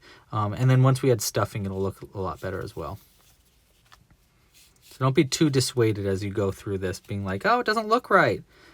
Just finish it up and then take a look at it. You can always try to make some adjustments later on. I'm going to go down a stitch right here, kind of get into where our stitch marker is to give us a little bit of room in between the lip and the eyeball. And actually, I think that's all. We'll work into the next chain right here. That's the last one. And we'll work into the body. We'll come out through the back right here. And then we're going to take this tail end, and we're actually going to come through where the stitch marker is. So we're just going to go right through here. And that's why we added another single crochet. It just makes it a little easier for us. And just pull that through on the inside. And we want to try to, if we can, get this knot to get pulled through the body. So we're going to try to pull it just tight enough so that that knot gets popped on the inside. You can see it kind of poking through right there. And we'll have these two ends, and we can just double knot these two ends on the inside. And that will be how we make our lip. How we sew on our lip, I should say. Okay. You can cut it pretty close, about like right like that should be fine. And then let's use the inside of our crochet hook to kind of tweak everything in the right position before we add our teeth and our eyes and stuff. There we go. Okay, so that's going to be the lip sewn on. Next, we want to sew on our teeth.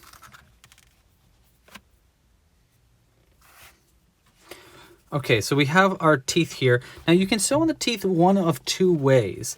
You can either do it like that, so that the tooth is kind of pointed inward, or you can do it like this, so that the tooth is kind of pointed outward. Usually I like to point the teeth inward, because I think, I don't know, just feels more dragony to me, but you can choose to do it however you'd like. There's going to be 2 knots here. I'm going to start by threading the outside knot first. And you want to thread on both of these knots into 2 adjacent stitches along the lip. So here is where one stitch would be, like right there. Basically exactly where you want this lips, where you've sewn this lip on is where you want it to go in. So like, let's go like right, like not there. That would be the very corner of the mouth, which honestly is not bad. Corner of the mouth is fine too. It gives them a little bit of a smile. But I'm going to go a little bit under right there. And it's usually easiest to pull it on the inside, but then the tooth kind of comes out like that. So what I'm going to try to do is I'm going to try to go in through, out through an adjacent stitch that's right under it, like that. Then I'm going to thread the other end. We'll see how this works. We're going to go through an adjacent stitch to that, so like right here instead. See, so like right next to it. In through the body. Then we're going to come out through the same place as our last knot. Like that. And the important thing here is you want to pull this tight enough so that the knots kind of get pulled on the inside there too. Really try to get it as pulled tight as you can without breaking the yarn. And then once you have it pulled in, we'll double knot. 1 and 2. I like to pull it nice and tight there. Cut it pretty close. And then use the back of a nail or a needle to stuff that knot back into the piece. Like that. You can see the tooth is just sewn on to the lip there.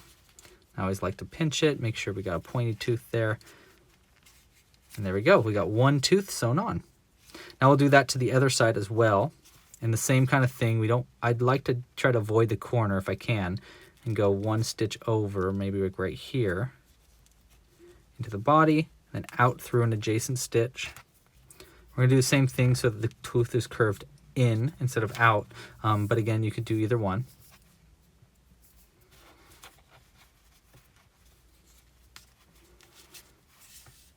There's 1. And go through an adjacent stitch, about right here maybe. Yeah, that's pretty good. Come out through the same place. And then pull both of these tight so that the knots get pulled through. It can be kind of hard to do that though.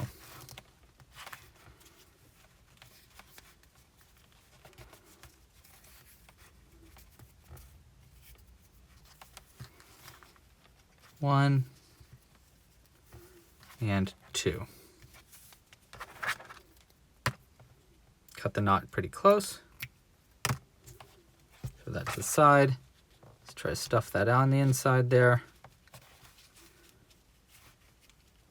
There we go. We have our teeth sewn on. And the very last thing we want to do to our face is we want to add some eyelids under the eyes. And that's why you want this extra thread of red. Extra thread of our main color, I should just say. And then I like to come up through the stitch just behind the eye, like right there. And I think this gives your character so much more character. Pull out through like that. Make sure you have that, you know where the end is. And then come through with the other end just under the eye. About like right there maybe. It's probably pretty good. And come out through the inside like that. And you see there's something about doing that, especially if it goes like just over the eye like that, that makes him look so much cuter. And you don't need to double knot this too tightly, but we do obviously need to keep it on the inside. So we're just going to double knot it.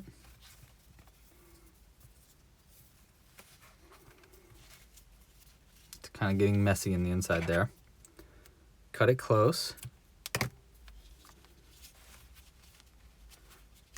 And then I like to let's just tweak it a little bit so that it's a little bit out there. He's got just kind of cute little cheeks now. We'll do that to the other side as well. Just behind the eye. And then just under it right there.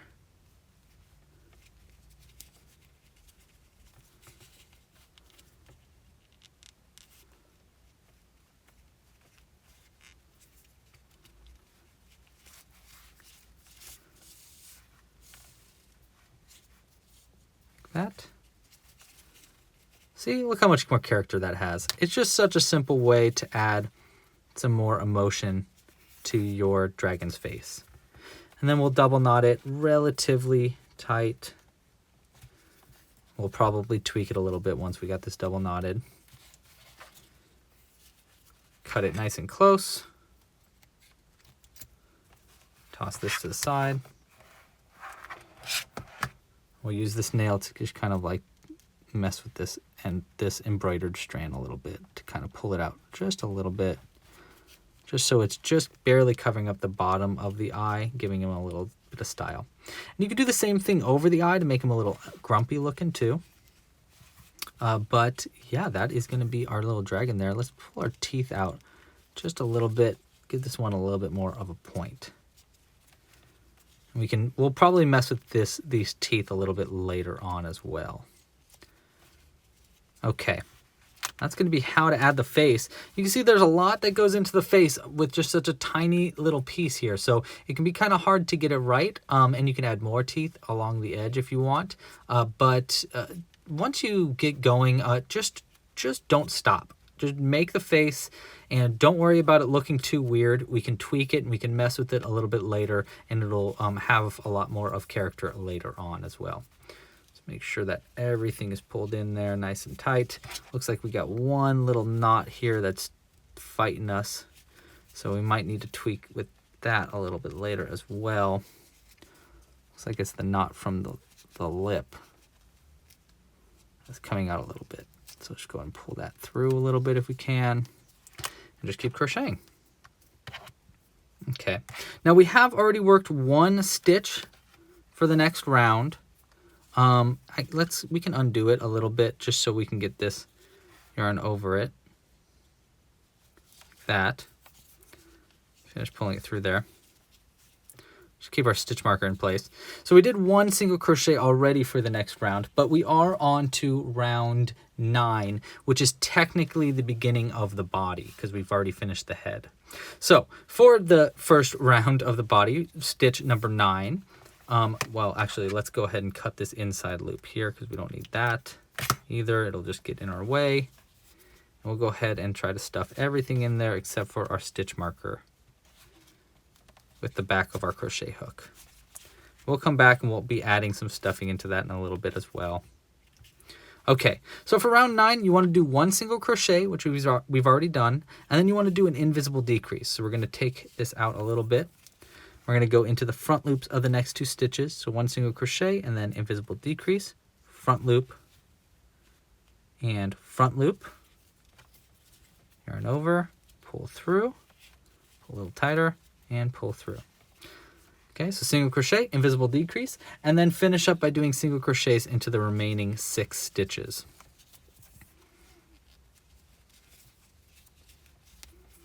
One, 2,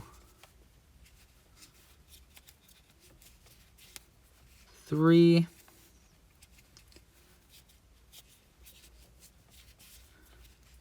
4,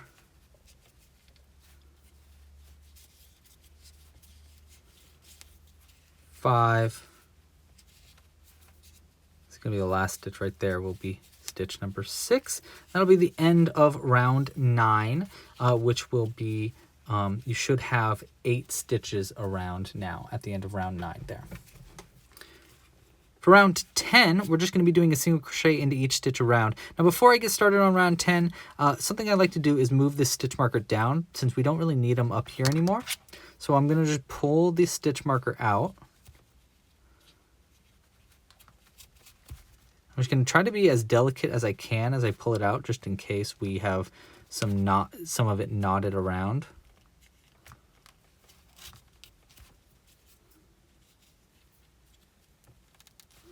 Like this end, I can feel you've knotted around it a little bit, so we just want to be careful. go. I could tell that was about to happen, so I wanted to kind of try to pull it through if I could. And we'll just start the stitch marker over again. Okay.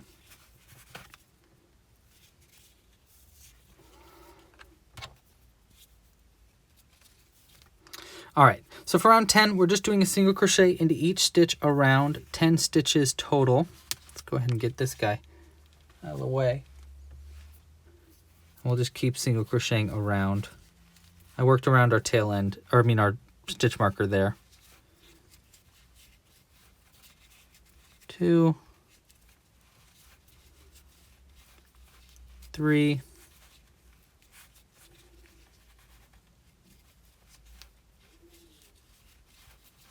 4,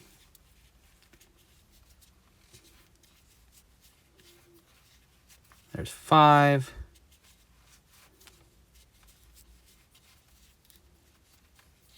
6. It's a good time to count your stitches, make sure we're on track. 7, and here's going to be our last one.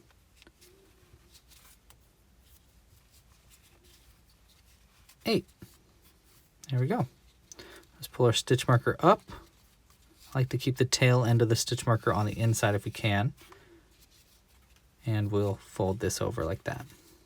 Okay, it's going to be the end of round 10. For round 11, we want to do 2 single crochets and then an invisible decrease. And then we're going to repeat that one more time. So that's going to be, well, let's just go ahead and do it.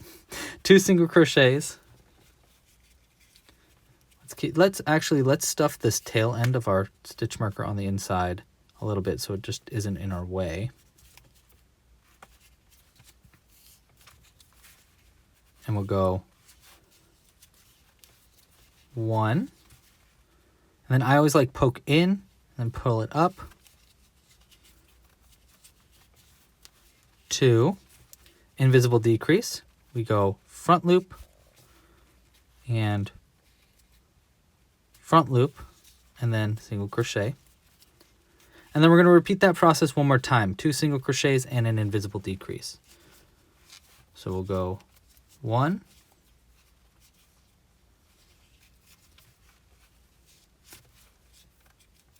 2, and then an invisible decrease. 1, 2, boo, badoo. Okay. Now you should have 6 stitches around, and our head is like, you can really get a good idea of the head now. Honestly, once I'm done with the head, I feel so much better because I'm like, wow, look at this guy. He's coming together. I almost want to like frame just a head once, just to be like I caught a dragon or something. Okay. Okay, so now we're on to round 12. For round 12, 13, 14, and 15, that's 4 rounds in a row. We just want to single crochet all the way around. So there should only be 6 stitches per round, and we're just going to do a single crochet for each round, or for each round. So we're just going to go around and just do 4 rounds of single crochets 6 times. 1, 2, 3, 4,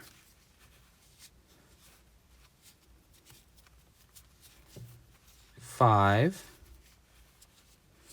That will be 6.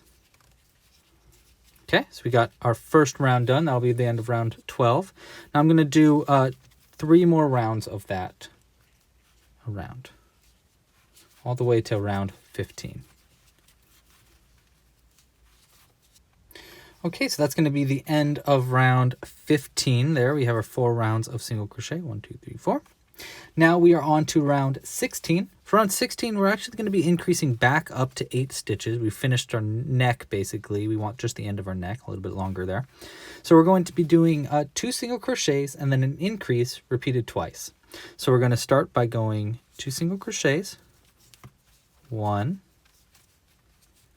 and 2, and then do an increase, 2 stitches in the same stitch right there, And then we're going to repeat that one more time. 2 single crochets, 1, 2, and then an increase. 1 and 2. Now you should have 8 stitches around at the end of round 16. Now we're on to round 17. We're going to pull the stitch marker up here. And for round 17 and 18, that's 2 rounds in a row, we're just going to be doing a single crochet into each stitch around. So we're just going to keep working around and just do a single crochet into each stitch. For 2 rounds total, there should be 8 stitches per round. So that's 16 stitches total of just single crochets.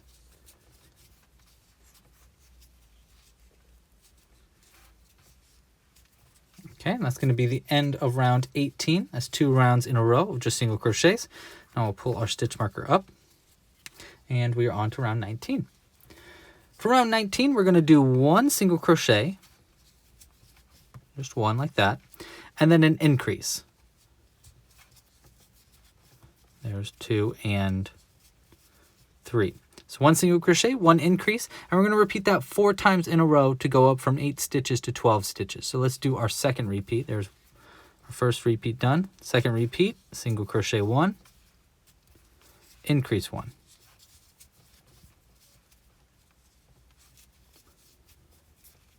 Single crochet 1,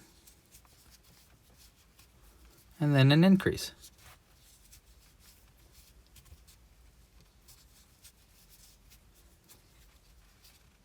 And then our last repeat, single crochet 1, and then an increase. And there we go. Now we have 12 stitches around. That'll be the end of round 19. You can see how the neck's getting a little bit bigger now. Now before I continue, I do want to try to stuff up a little bit all the way up to the head. And the best way I found to do this is with an actual, like a stick.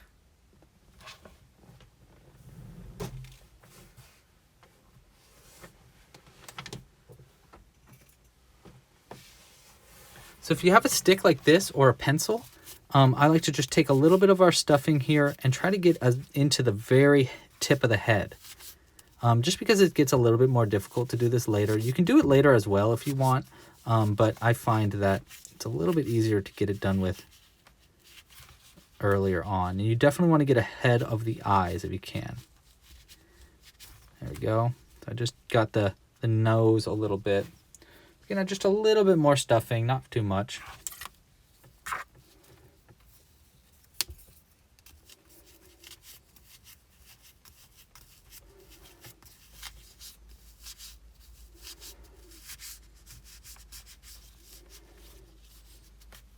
There we go. Just enough to get the head stuffed up a little bit before we continue on. Okay.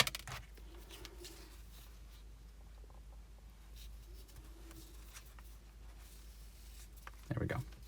Okay, so now we are on to round 20. For round 20, we're just doing a single crochet into each stitch around. Again, there should be 12 stitches around. So just 1 round of just single crochets around. So we don't have to do this over and over. It's just 1 round of it. 5, 6,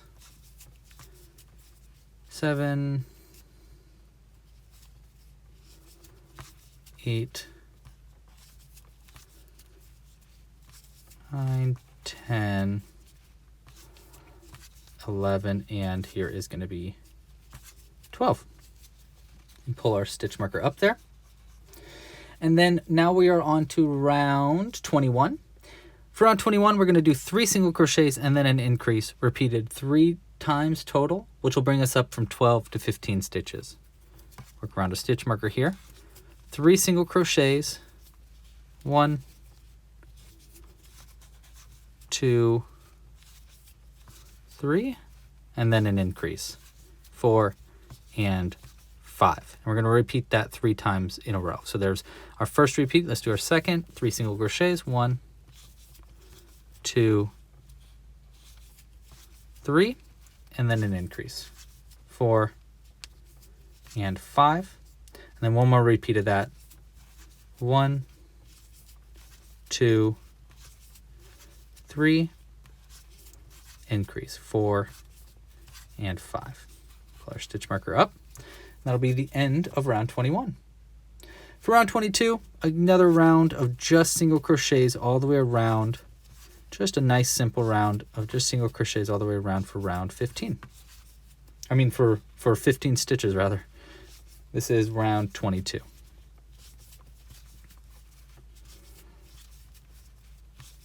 Okay. This will be 9, or yeah, this will be 9 and 10. 12, 13, 14. This will be our last stitch right there, will be 15. Pull a stitch marker up.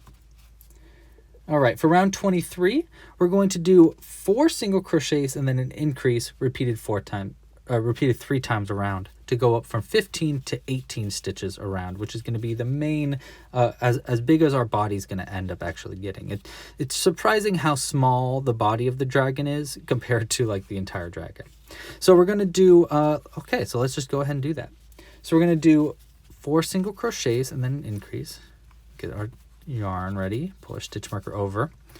So 4 single crochets, 1, 2, 3, 4, and then an increase. 5 and 6. There's our first round. And we're going to repeat that 3 times total. So let's do our second repeat. 4 single crochets. 1, 2, 3, 4, and then an increase. 5 and 6. And one more of those. 1, 2, 3, 4, and then an increase. 5 and 6. And again, you should have 18 stitches around at this point. I'm going to pull a stitch marker up there. For our next 3 rounds, rounds 24, 25, and 26, 3 rounds in a row, we're just going to do single crochets around. So just 3 rounds of single crochets around. There should be 18 stitches per round for 3 rounds in a row. And that's pretty nice and easy. It's kind of like our little break. And then after we finish these rounds, we can start sewing on the arms and the wings and stuff like that. Okay, so that's going to be the end of round 26. Now we can actually pull the loop out there. Our 3 rounds of single crochets are all done. Next up, we are going to be sewing on the arms, stuffing up the neck, and then sewing the wings just above each of the arms. So let's start by sewing on the arms. You're going to want to start with your pipe cleaner, and we can fold it in half, just another pipe cleaner. That will fold in half. And then we'll actually cut it in half. Now, I don't really suggest you use scissors to cut pipe cleaners in half because they can dull scissors, so just giving you that heads up. I suggest you use a pliers if you have them, but I don't really have them at hand right now, so I'm just kind of using scissors. And then once you have 2 halves of a pipe cleaner, you want to actually fold that in half, like so. And then we'll twist it up, leaving just about maybe like an inch left over. Maybe a little bit left. Maybe a little bit more than that. We're going to find out because we're going to grab our arms. Let's go ahead and grab that now. And we're basically going to go about that far so that the pipe cleaner almost fully fills up the arm. And this is going to allow us to have posable arms. It's about, let's go with like that long. It's pretty good. Let's make sure. Yeah, that's pretty good actually. So we have just a little bit left over here. And you're going to want to do that with both halves of these pipe cleaners, but I'll do the other one in just a second. And we're going to sew these on to our dragon on the underside. Now, the underside of your dragon can be kind of like in multiple different places because you can kind of twist your stitches like that. You can see how I can make it go that way or this way. So just make sure that like the dragon, try to go with wherever his neck just like kind of naturally goes. And we want to go between rounds 20 and 22. So if we look at the bottom of our character here, this round right here is going to be round 20, that's going to be round 19, and round 20 is going to be this round right here. And I can tell that because we have a single crochet, and then we have an increase right here, single crochet, increase, and it does that all the way around, single crochet, increase, single crochet, increase. And so I know that the only round we've done that on recently is round 19. So we can go between rounds 20 and 22. In fact, we should go to all of those rounds. So that's going to be this one, and this one. So between these 3 rounds on the bottom of our dragon. So let's start with the let's start with the right side. And what we want to do is we want to take this pipe cleaner here and we want to go in between 2 of these rounds. So let's go between rounds 20. That's going to be that round. Let's go a little bit further on the outside, like right here maybe. And I'll just take this pipe cleaner and go through 2 adjacent stitches like that. Let's make sure that's where we want it to be. It'll be like that, and its neck will probably be like that. Okay, that's pretty good. I like that. It could be maybe a little bit further on the bottom, but that's okay. I like it. Now I'm going to actually take it off of the arm just for a second so you can kind of just see the armature there. And on the inside, you're going to have 2 ends sticking out. It's going to be hard to see here. But what we want to do is we want to find both of those ends and twist them together on the inside. The one is kind of bent up already. There we go. So we have 2 ends there, kind of see it. And you just want to take them on the inside and twist them so that it locks the arm in place. Now this won't come off, and we can sew this on right above it. So what we want to start with for sewing this arm on is we want to start by threading the middle of the arm. So there's 2 tail ends here. We want to start by threading this middle one, not the one that's attached to the outside of the round. I'm going to thread this onto a needle. You can slide this on the hand. Slide this on the skeleton, I guess. And then we're going to be sewing this on between 3 rounds here. Between 1, 2, and 3. So it's going to go around like that. So that is going to be the direct middle of it. So we want to take this end that's threaded with the middle of our hand there and put that right in the center. Then we're going to take this end and we're just going to sew it all the way around. Now there's 6 stitches to work with. So we kind of want to count it out. We kind of want to prep it just a little bit beforehand. We know we want to go around this stitch. So we want 6 stitches surrounding this stitch. So we can start like right here, maybe. The important thing is that you want the hand so that the thumb is pointing down. And you can tell which one the thumb is because it's just a little bit further away than the other 2. So these 2 are the front 2. This is the thumb because this is too far away. So you want the thumb pointing down towards the bottom. As long as you got it like that, we can start right here. Or actually we could start right here and then we'll go up a stitch. We're just going to work 6 stitches around.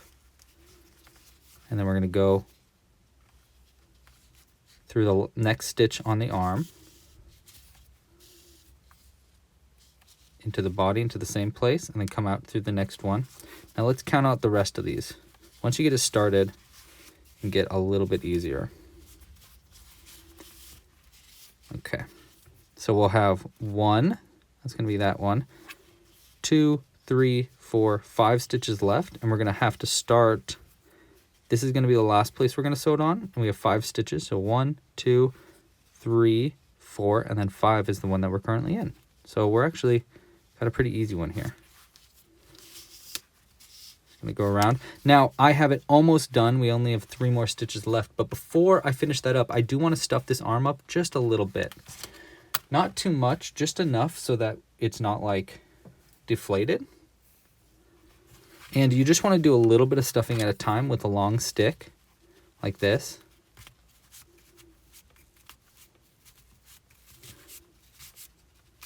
Try to get it down to the bottom. Just a little bit of stuffing at a time. You do not want to overdo it because it'll clump up in little spots. So I find it's best to do just a little bit. Okay, a little bit more.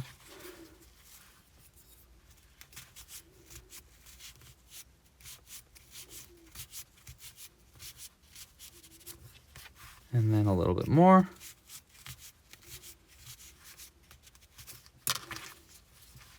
That's pretty good. I like that. And we'll finish sewing this on.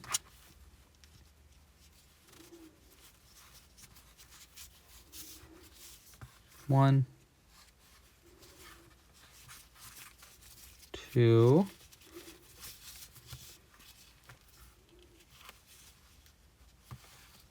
and then this will be the last stitch.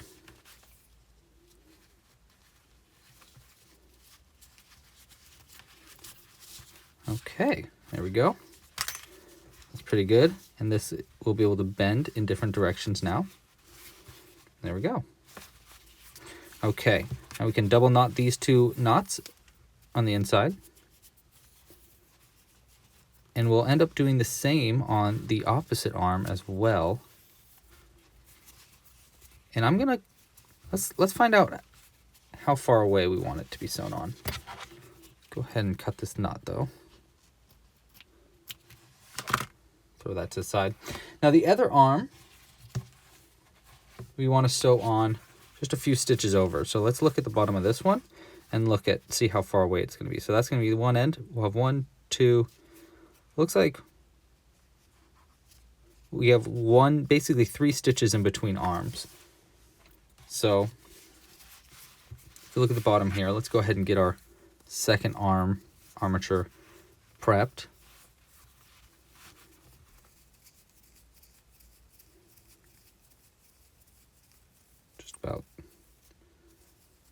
That's probably good.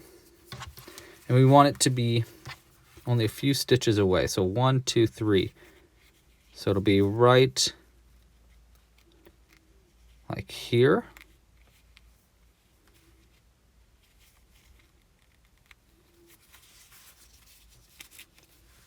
To about right there.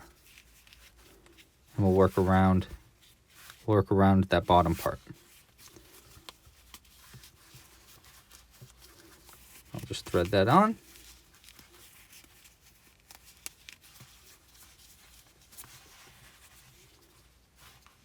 And we'll go ahead and I'll sew this one on as well, right there.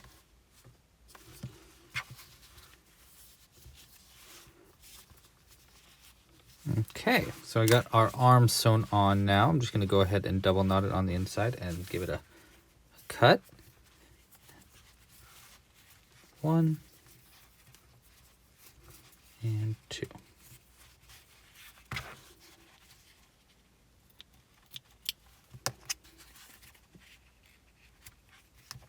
Okay.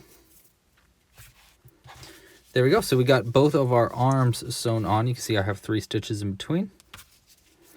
And the next thing we want to do, and you can see also that they will be completely bendable to get into the right position. Probably be like something like that. And the next thing we want to do is we want to stuff the neck up and put a pipe cleaner on the inside. We actually only need half of a pipe cleaner. So we'll go ahead and do the same thing that we did for the arms. We'll fold the pipe cleaner in half, cut it. And we're going to save this half for the tail. We'll put that over here. And I'll fold it in half again, and I'll twist it up. And this time we don't really need it We don't really need to have too much left over because we're basically just going to stuff this into the neck and then stuff around it. That's probably fine. We'll just go ahead and go right up the neck till just a little bit is left right there. And then you don't really need too much stuffing because I did stuff it a little bit, but see right here, I could use a little bit of stuffing right there. The head has, I think, enough stuffing in it, but right there needs a little bit more. So I'll take just a tiny bit of stuffing. That actually might be more than I need. Maybe like that much. I'll take my trusty stick and go ahead and slowly stuff it up.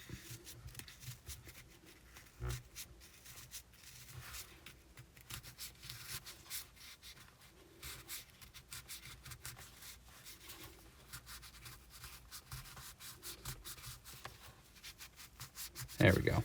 I can feel it get stuffed right there. There we go. That's a lot more dense. Great. And we could stuff the neck a little bit more if we want to, but we'll just go ahead and toss that right there. Just get into the base of the neck. And now the neck is posable as well. Boop-a-da-boo. Okay, and the last thing we want to do here before we get continuing on the body is we want to sew on the wings. And here we have one of our wings, and here is the other one. And the wings are going to be sewn on. It's kind of tricky. It's kind of like weird to sew the wings on. You want to take these two ends here. We want to go just above. We basically want the wings to be like right above the arms. Basically like right here. So that this part is sewn onto just above the arm, like in the same stitch as the arm is sewn on, like right there. And then the rest is sewn above it right here. So we'll go ahead and take these two long pipe cleaners and go just above the arm. So like right, maybe like right here and here. Try these two.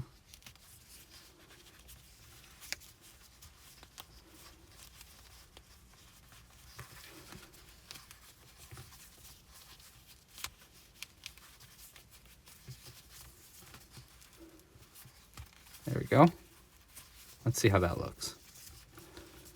So if I double knot those, or if I twist those on the inside, will we be happy with it, is basically what I'm looking at. That's pretty good. It's not bad. I think I kind of want it a little bit more over the shoulder. So let's go up a little bit more. Okay, so instead of these two, let's go with these two. So it's right above the shoulder.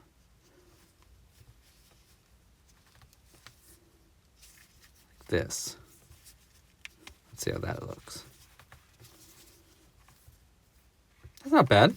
Yeah, I like that. Okay, so we want to take these two ends, and just like before, we just want to find the base of those and twist them so that that pipe cleaner doesn't come out on the inside.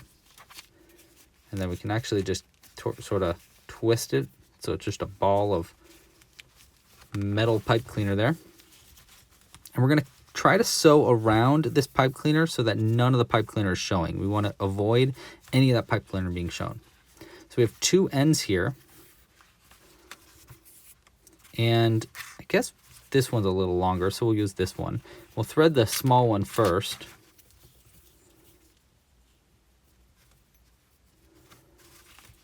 And just go through where one of these pipe cleaners is. Maybe like, actually, let's go above where the pipe cleaner is. Let's go right here for one stitch. And then with this other one, we want to go around as many places as we can around this wing. Usually I do like 3 or 4 places. And I'll show you a couple that I'm certain of, and then sometimes I just guess. So we'll start like right here where that one pipe cleaner is. We'll go down a stitch just so we're right up against the arm. Like that. And with the stitch right up against the arm, we want to sew around this, like the membrane part of the wing. So we'll go around just this very last stitch, like through that last stitch on the wing. and then back through the same stitch you came out of right here. And then let's go up to here. Let's see, do we want up to there? No, we don't need up to there. Let's go up to where the other pipe cleaner is. Oopsies, I went around the head there.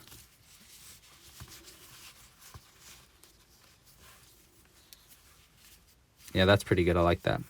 And now with this bit, we're just going to kind of go around all these stitches around the side of it. So I'm just going to go around this one first and into the same spot that I came out of. Try not to go around any of the legs or anything. And I'll come up through, let's go up through right. Let's see. Yeah, we'll go up through this one next.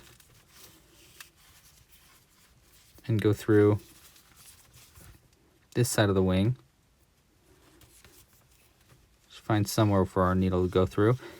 And then we'll finish by going through where the other end of the pipe cleaner is attached in there.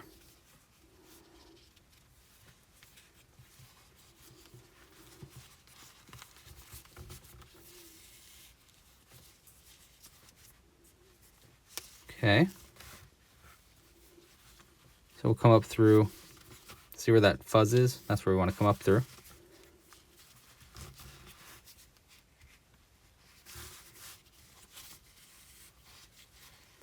And we'll go around another stitch here. And we might need to go around it a couple times just to make sure that that pipe cleaner is hidden. Actually, maybe not. Let's see. Let's see how this goes. Actually, that's pretty good. You can't really see the pipe cleaner through that. Maybe a little bit, but that's okay. That's all right. And that's going to be how to sew on the wing. I'm going to go ahead and do that on the other side as well. But before I do that, I do want to double knot both of these ends in.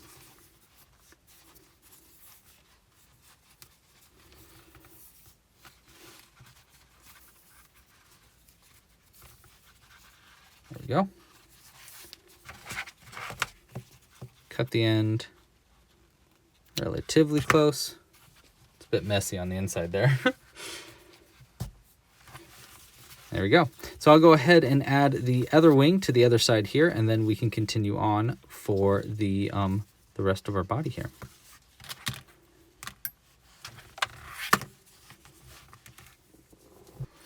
Okay, so I've got our wings sewn on. We've got our arms sewn on. Now we can continue crocheting the body.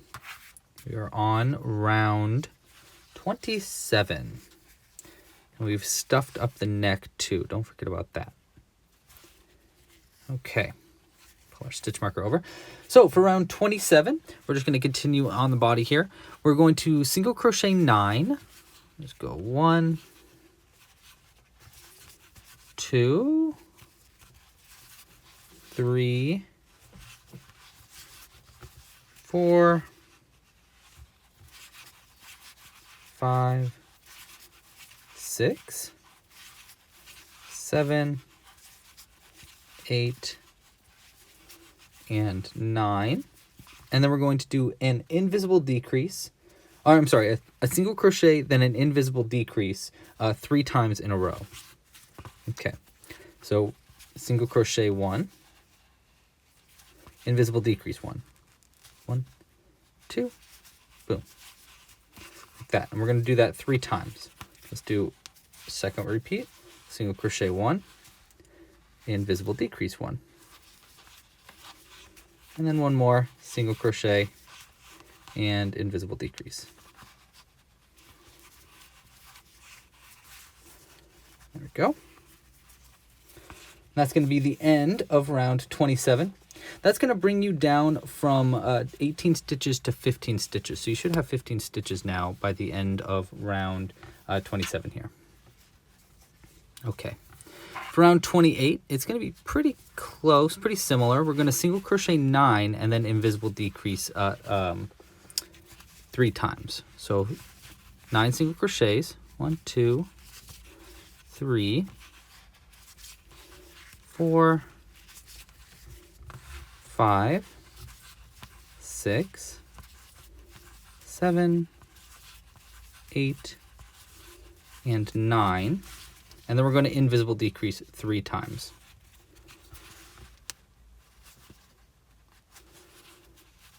So 1,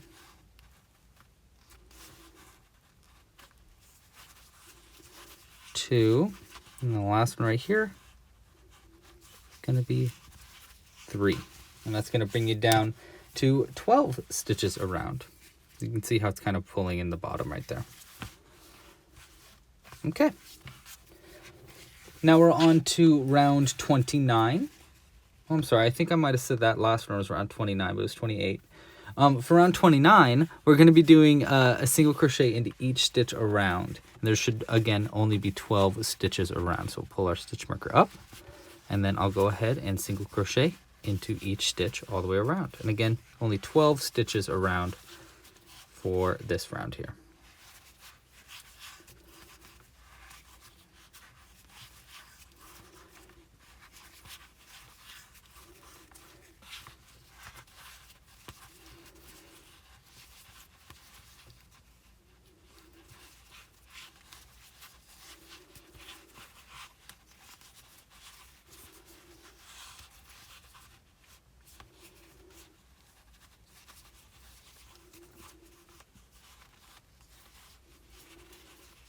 Okay. All right, that's going to be the end of round 29, just single crochets around. And pull our stitch marker, our loop out a little bit. And now we're going to sew on the legs onto the bottom of our piece. Now the legs go between round 25 and 27. So that's going to be between, let's see here. It's going to be right before the decreases begin. So that's going to be right, so that should be round 27. So boom, boom. So right here between these 3 rounds is where we want to add the legs. And we want to make sure they're on either side of the body. So let's say right here should be one, and right there, or something like that. So let's go ahead and grab a leg. Now again, there's 2 different kinds of legs here. We got a right and a left leg. And you can tell which one is which because of the way it tilts. So this, you see, if you look at the bottom of this, we'll see the two front toes and the one back toe, because the back one's just a little bit separated from the front two. And that means that the front 2 are going to be facing forward on the dragon towards the head. So we want it to be essentially right here. So this will be, what is that? The left foot, and be sewn over here. And this one will be the right foot and sewn over here. And we want it to be somewhat centered about right, like something like that. So let's start. I think I'd like to start on this side. Move those over, and let's start with this foot here. And I'll start by threading the middle of the 2 tail ends, like coming out of the center of the foot. And let's place it exactly where we want it to be. I think about right there, like that. Maybe a little further back, actually. Let's go like right here. Let's look at it on our main piece here.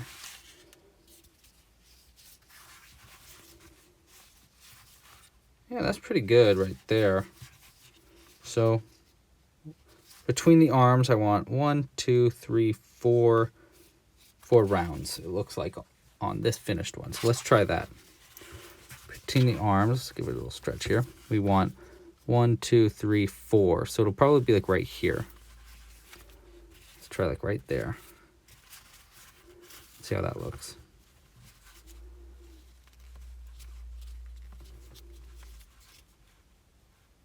One, 2, 3, 4. So like that. Okay. Yeah, that's pretty good. Okay. So then we'll take this end.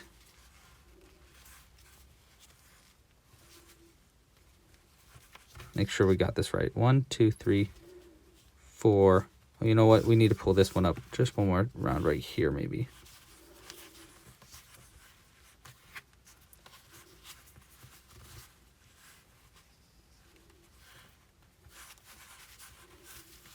Like that.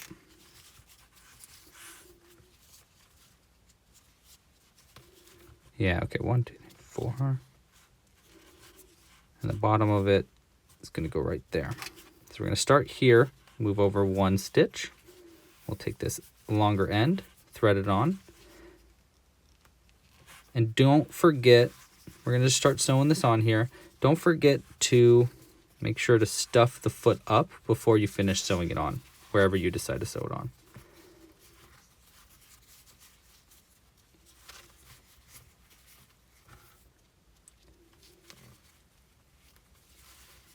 Let's count around. For this, we'll have 1, 2, 3, 4, 5, 6, 7, 8. And we'll go 1, 2, 3, 4. Is that right? Like that? Yeah, that looks good. So we'll start right here. Yeah. Bum, 2.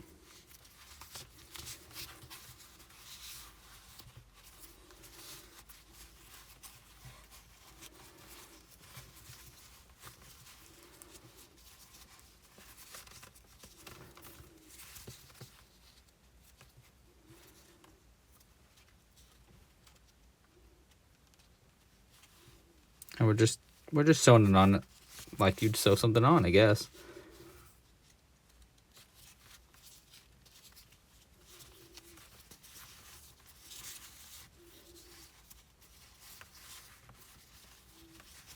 Okay, let's make sure we like what's going on here.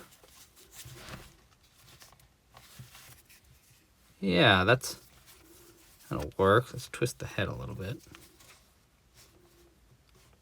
Yeah, because he's going to be sitting back on his back feet like that. Okay.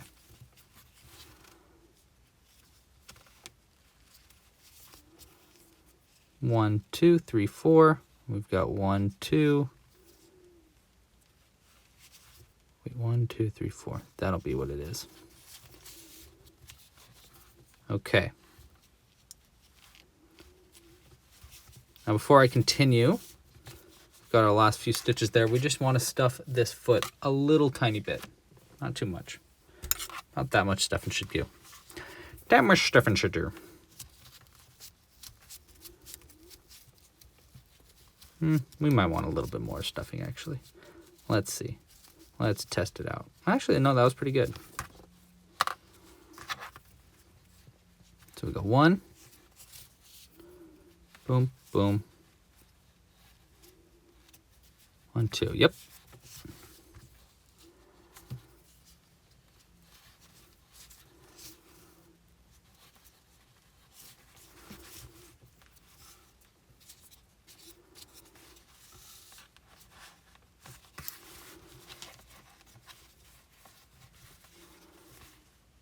Cool.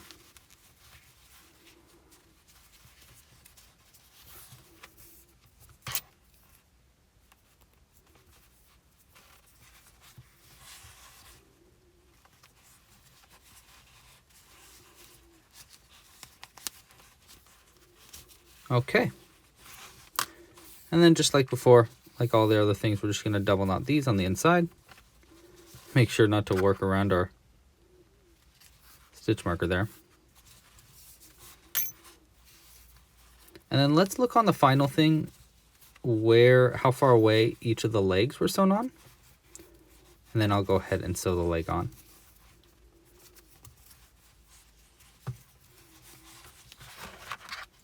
Cut the yarn. Try not to cut the stitch marker. Okay. Now the final thing here, we had looks like only 3 rounds between legs. 1, 2, 3, or 3 stitches between legs, just like the arms actually. So about 3 stitches away from the legs should be good.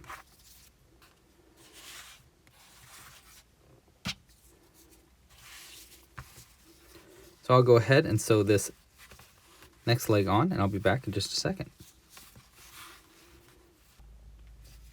Okay, so we've got our legs sewn on, we got the arms sewn on, we got the wings sewn on, we got our neck stuffed up, and I think I'm liking him. I think I like how he looks. It's pretty cute.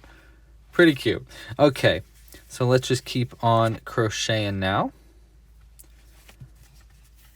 And we are on to round 30. continuing the body. Really, we're making the tail now, basically. So for round 30, we're just going to do 10 single crochets and then an invisible decrease at the end of the round. And that's basically going to be the gist for the majority of the tail, is that we're just slowly going to be decreasing it down 1 stitch every 2 rounds until we only have 5 stitches left. So we'll do, let's see, we got 1, 2, 3, 4.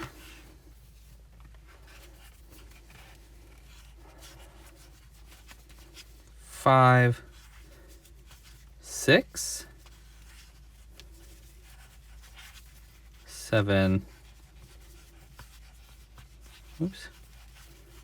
8, 9, and 10. So there's 10 single crochets, and then we'll do an invisible decrease here. 1, 2, boom, biddy boom. There we go. That's going to be the end of round 30. For round 31, nice and easy, just a single crochet into each stitch around. There should be 11 stitches now. So it's a great chance for you to count your stitches. 1, 2, 3, 4, 5, 6, a couple more,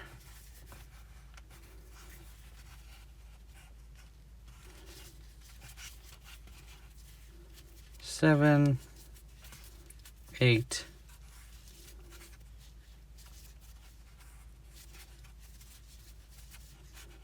9, 10, and here is 11. That's going to be the end of round 31. Now really, I'm not supposed to, it's not that I'm not supposed to stuff it up to later, but I have notes in my pattern to stuff it up later, but I'm going to stuff him I'm going to stuff him up pretty well right now, because I think it's going to make it a little bit easier to crochet around with it. So I'm going to go ahead and take some stuffing here. And I'll start with just regular stuffing to get up to the neck.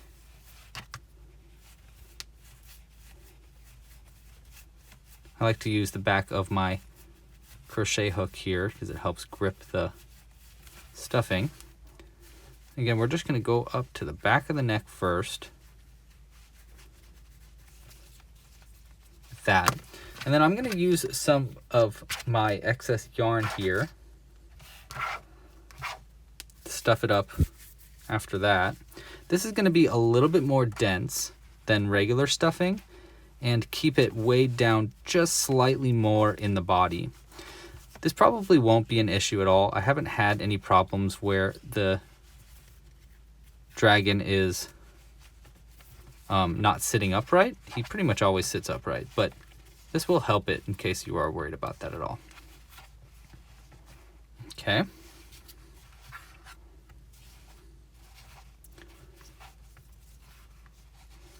Yeah, now he's standing up a lot better.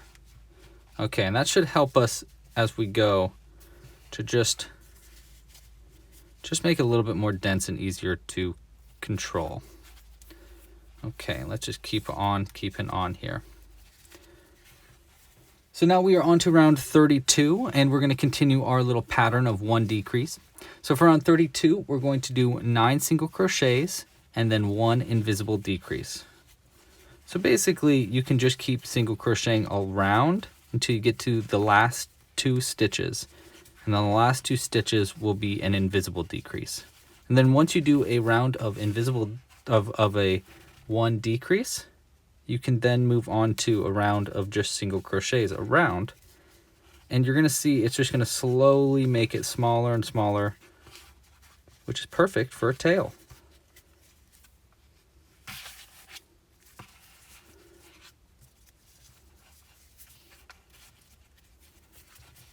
So that'll probably be, that's going to be 9 single crochets and then an invisible decrease. And then for the next round, round 33, we're going to do a single crochet into each stitch around. And I'm going to keep repeating this process of doing an invisible decrease right at the end of the round for each round coming up. So This is round 33 where we're doing a single crochet into each stitch. And then round 34, we're going to do 8 single crochets and then an invisible decrease. And then round 35, we'll do a single crochet into each stitch. And then for round 36, we're going to do 7 single crochets and then an invisible decrease. And you kind of see how the pattern goes. We're just going to slowly decrease it down. So I'm going to go ahead and off camera do from rounds we're on round 33 still. So I'm going to go all the way down to round 41 where we'll have 6 stitches around. And then I'll finish up the last 2 rounds with you and show you how to sew on our spikes along the back of our dragon. There we go. There's the end of round 33. So I'm going to continue rounds 34 through 41 now, and I'll be back in just a second. If you have any questions on these, I know I normally do every round. I try to do almost every round unless they're repeat rounds in video. So if you have any extra questions here, please let me know. Again, we have a Discord channel and a Facebook group, and you can also email me directly at louis@clubcrochet.com. All right, I'll be back in just a sec. Okay, that's going to be right here, I think. Yeah, that's going to be the last stitch for round 41. So I've done, you can see here, I've done a majority of the tail here. I only have 2 more rounds to go, which will only go 1, 2, about like that long. So I'm going to go ahead and pull this loop out really quick because next up we want to stuff the tail and make sure to add a pipe cleaner so we can bend the tail into different directions. So let's start by actually adding the pipe cleaner. So I'm going to do the pipe cleaner exactly like I've done the arms and the neck here, where I just take half of my last pipe cleaner, we twist it up pretty much all the way. Actually, for this one, we're definitely going to go to the full bit there. And I'm going to stuff it up. Let's go this way.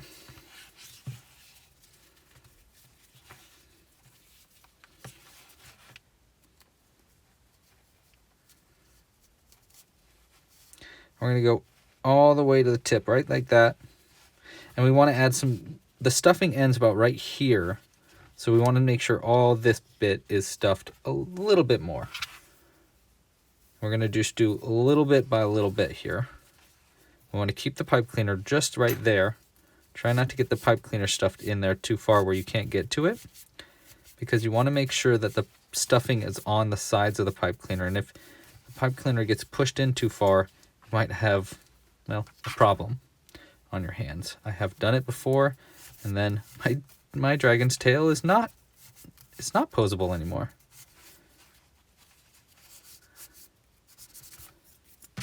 Go a little bit more.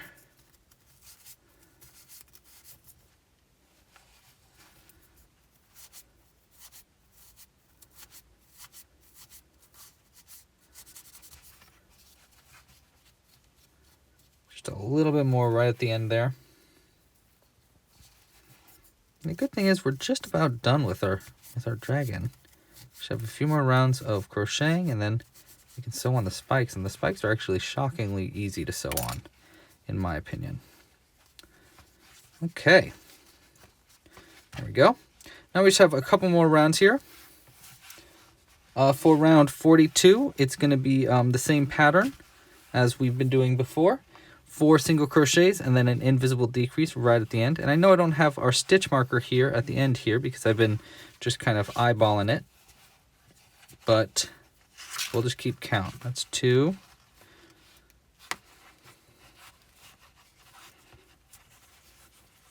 3. Trying to make sure none of that fuzz is poking through. This will be 4. Our poor dragon's just been dragging its face on the ground. This is going to be our invisible decrease to finish up round 42. Now we're on to round 43, where we just do our last round of just single crochets around, and there should only be 5 stitches around. So we got 1,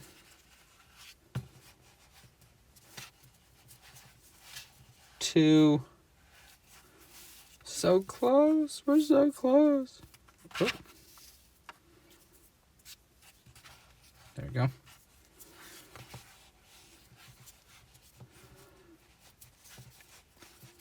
3, 4. Then our last one right here will be 5. We can cut the yarn. You don't need a very long end, just enough to sew it closed. And just pull it all the way through. To sew the tail closed, we're just going to thread this onto our needle. And we're going to go into the front loops of all the stitches around. Front loop, front loop,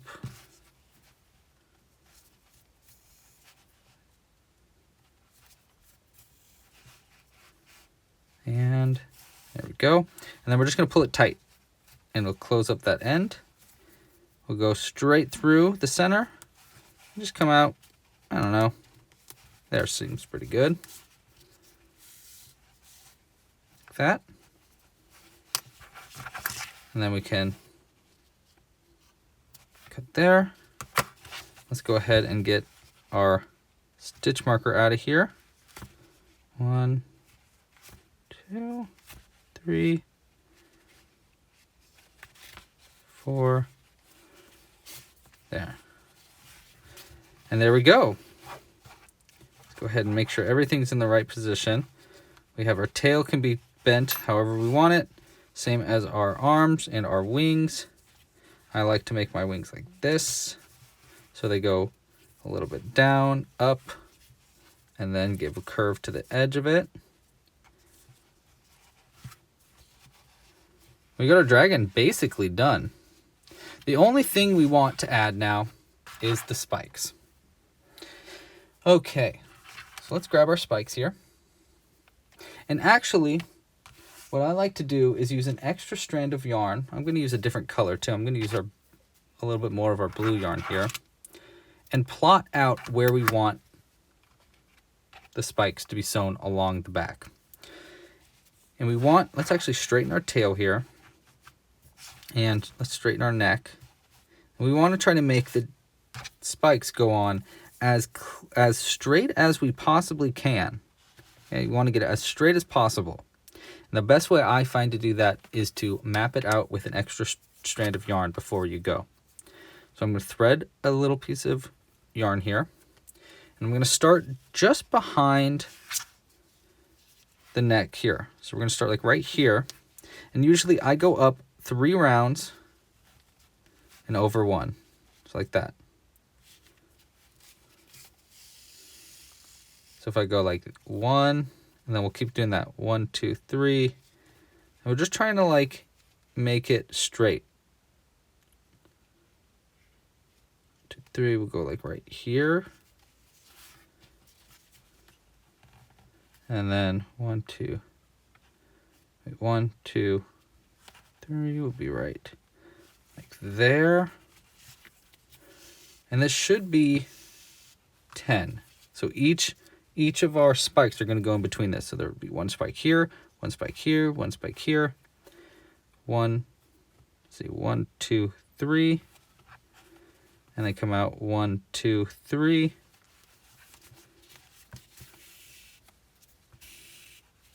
That's going to be a nice straight one. And then 1, 2, 3. Come out 1, 2, 3.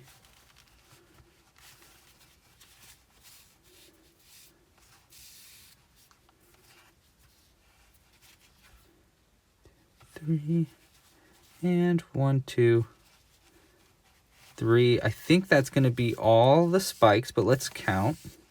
So we'll have 1 spike here. So there's 1, 2, 3, 4, 5, 6, 7, 8, 9. Okay, there is going to be 1 more. So 1, 2, 3. So we'll finish right there. Let's go ahead and pull it through about like right like that. What I like to do is pull it out just so there's just the very bit of it left over there. and pull it taut. Like that. Okay, so now we know where our spikes are going to be sewn on. And we'll have two ends here. We'll have a really long end and then our short little end. We want to start with our long end. And we're going to go in through where this end's coming out and come out through the next bit right there. And I pull it out as I do it so I can keep track of where I'm going. You pull it all the way through till just the end is in there. And even then I like to kind of like pull it taut. And then I go around the outside, around like this, back into the same stitch that we came out of, and then out through the next spot. Like that.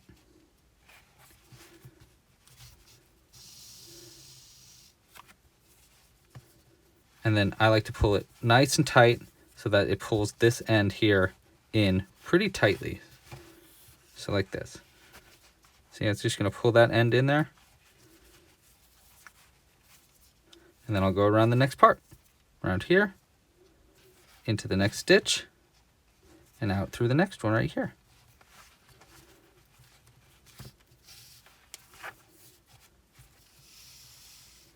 Make sure it goes around the right piece.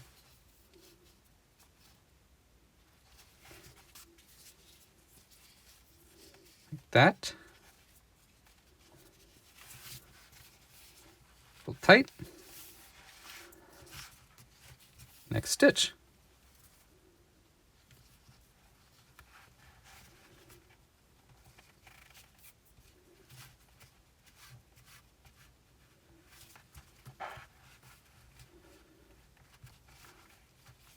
Oopsies, we lost one, but that's okay. We'll figure it out.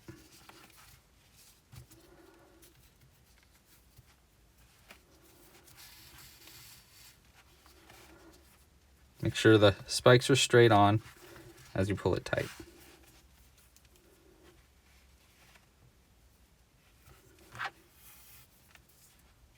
On that one, 1, 2,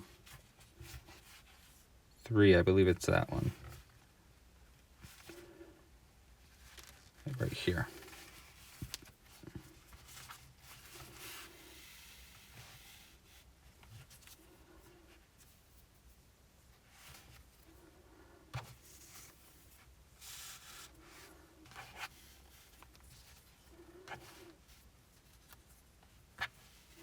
There we go. Next stitch. Come out through the next spot. Uh-oh. Let's see here. That'll go around this part, right? And we got 1, 2, 3 more. 1, 2, 3. Yeah, that will be all right. It looks like it's longer than it is.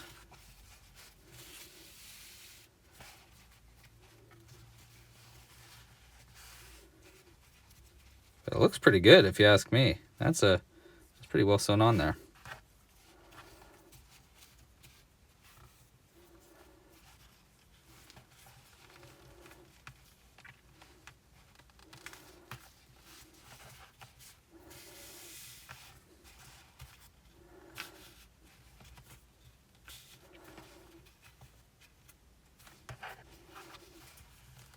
Nice and tight.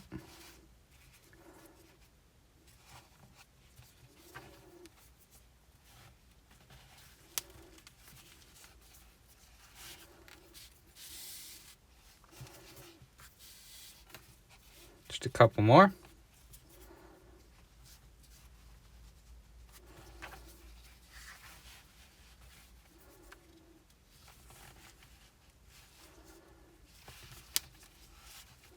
Okay, this is going to be the last one we're going to work around. Try to point all of our spikes up straight. It's pretty good. We're going to go around this one here. And I'm just going to go out somewhere on the bottom, like right there. So miscellaneous stitch.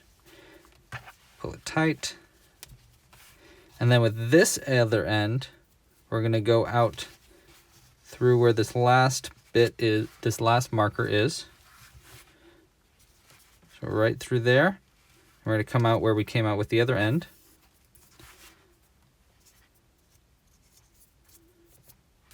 Got some fuzz poking out. And we're just going to pull this through and double knot it and then cut it close.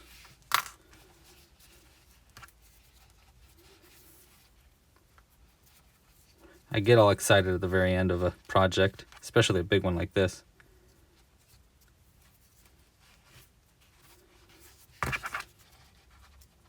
Cut it close. Stuff that little knot in there with the end of your needle. And then we'll straighten all the spikes again. Straighten out these arms. Get them in the position we want. And we have a dragon. Oh my gosh, what am I going to name this dragon? I don't know. Gosh, he's so cool looking though, isn't he? A red dragon. I like when I like to curve their heads a little bit. All right. I kind of wish I did that thing with the forehead spikes to make him like look a little angrier since he is a red dragon, but that's okay. That's okay. This guy is awesome. Wow. How cool is that? Okay. Now I'll bend the tail a little bit like that. And there we go. We have a dragon. Gosh, it's so cool. Oh my gosh. This might be the coolest pattern I've ever made. All right. Thank you so much for watching. I hope you enjoyed that pattern. Thank you so much for purchasing the pattern or becoming a Club Crochet member. If you're not a Club Crochet member yet, I have a you can check out it all at clubcrochet.com. You get access to all my patterns. You can get a membership for only $5 a month, and there's even a free trial. It's really cool. If you like this pattern, I highly suggest you check out some of my goblins, trolls, orcs, and ogres, and my game Stitched. I think you'd really like it, and I'm working on this dragon to be a playable character in the game Stitched. The rules are online at stitchedthegame.com. It's a tabletop game where you make all of your pieces out of crochet and then you play it. Thanks again so much for watching. Pasta la pizza, happy hooking, and Draconis.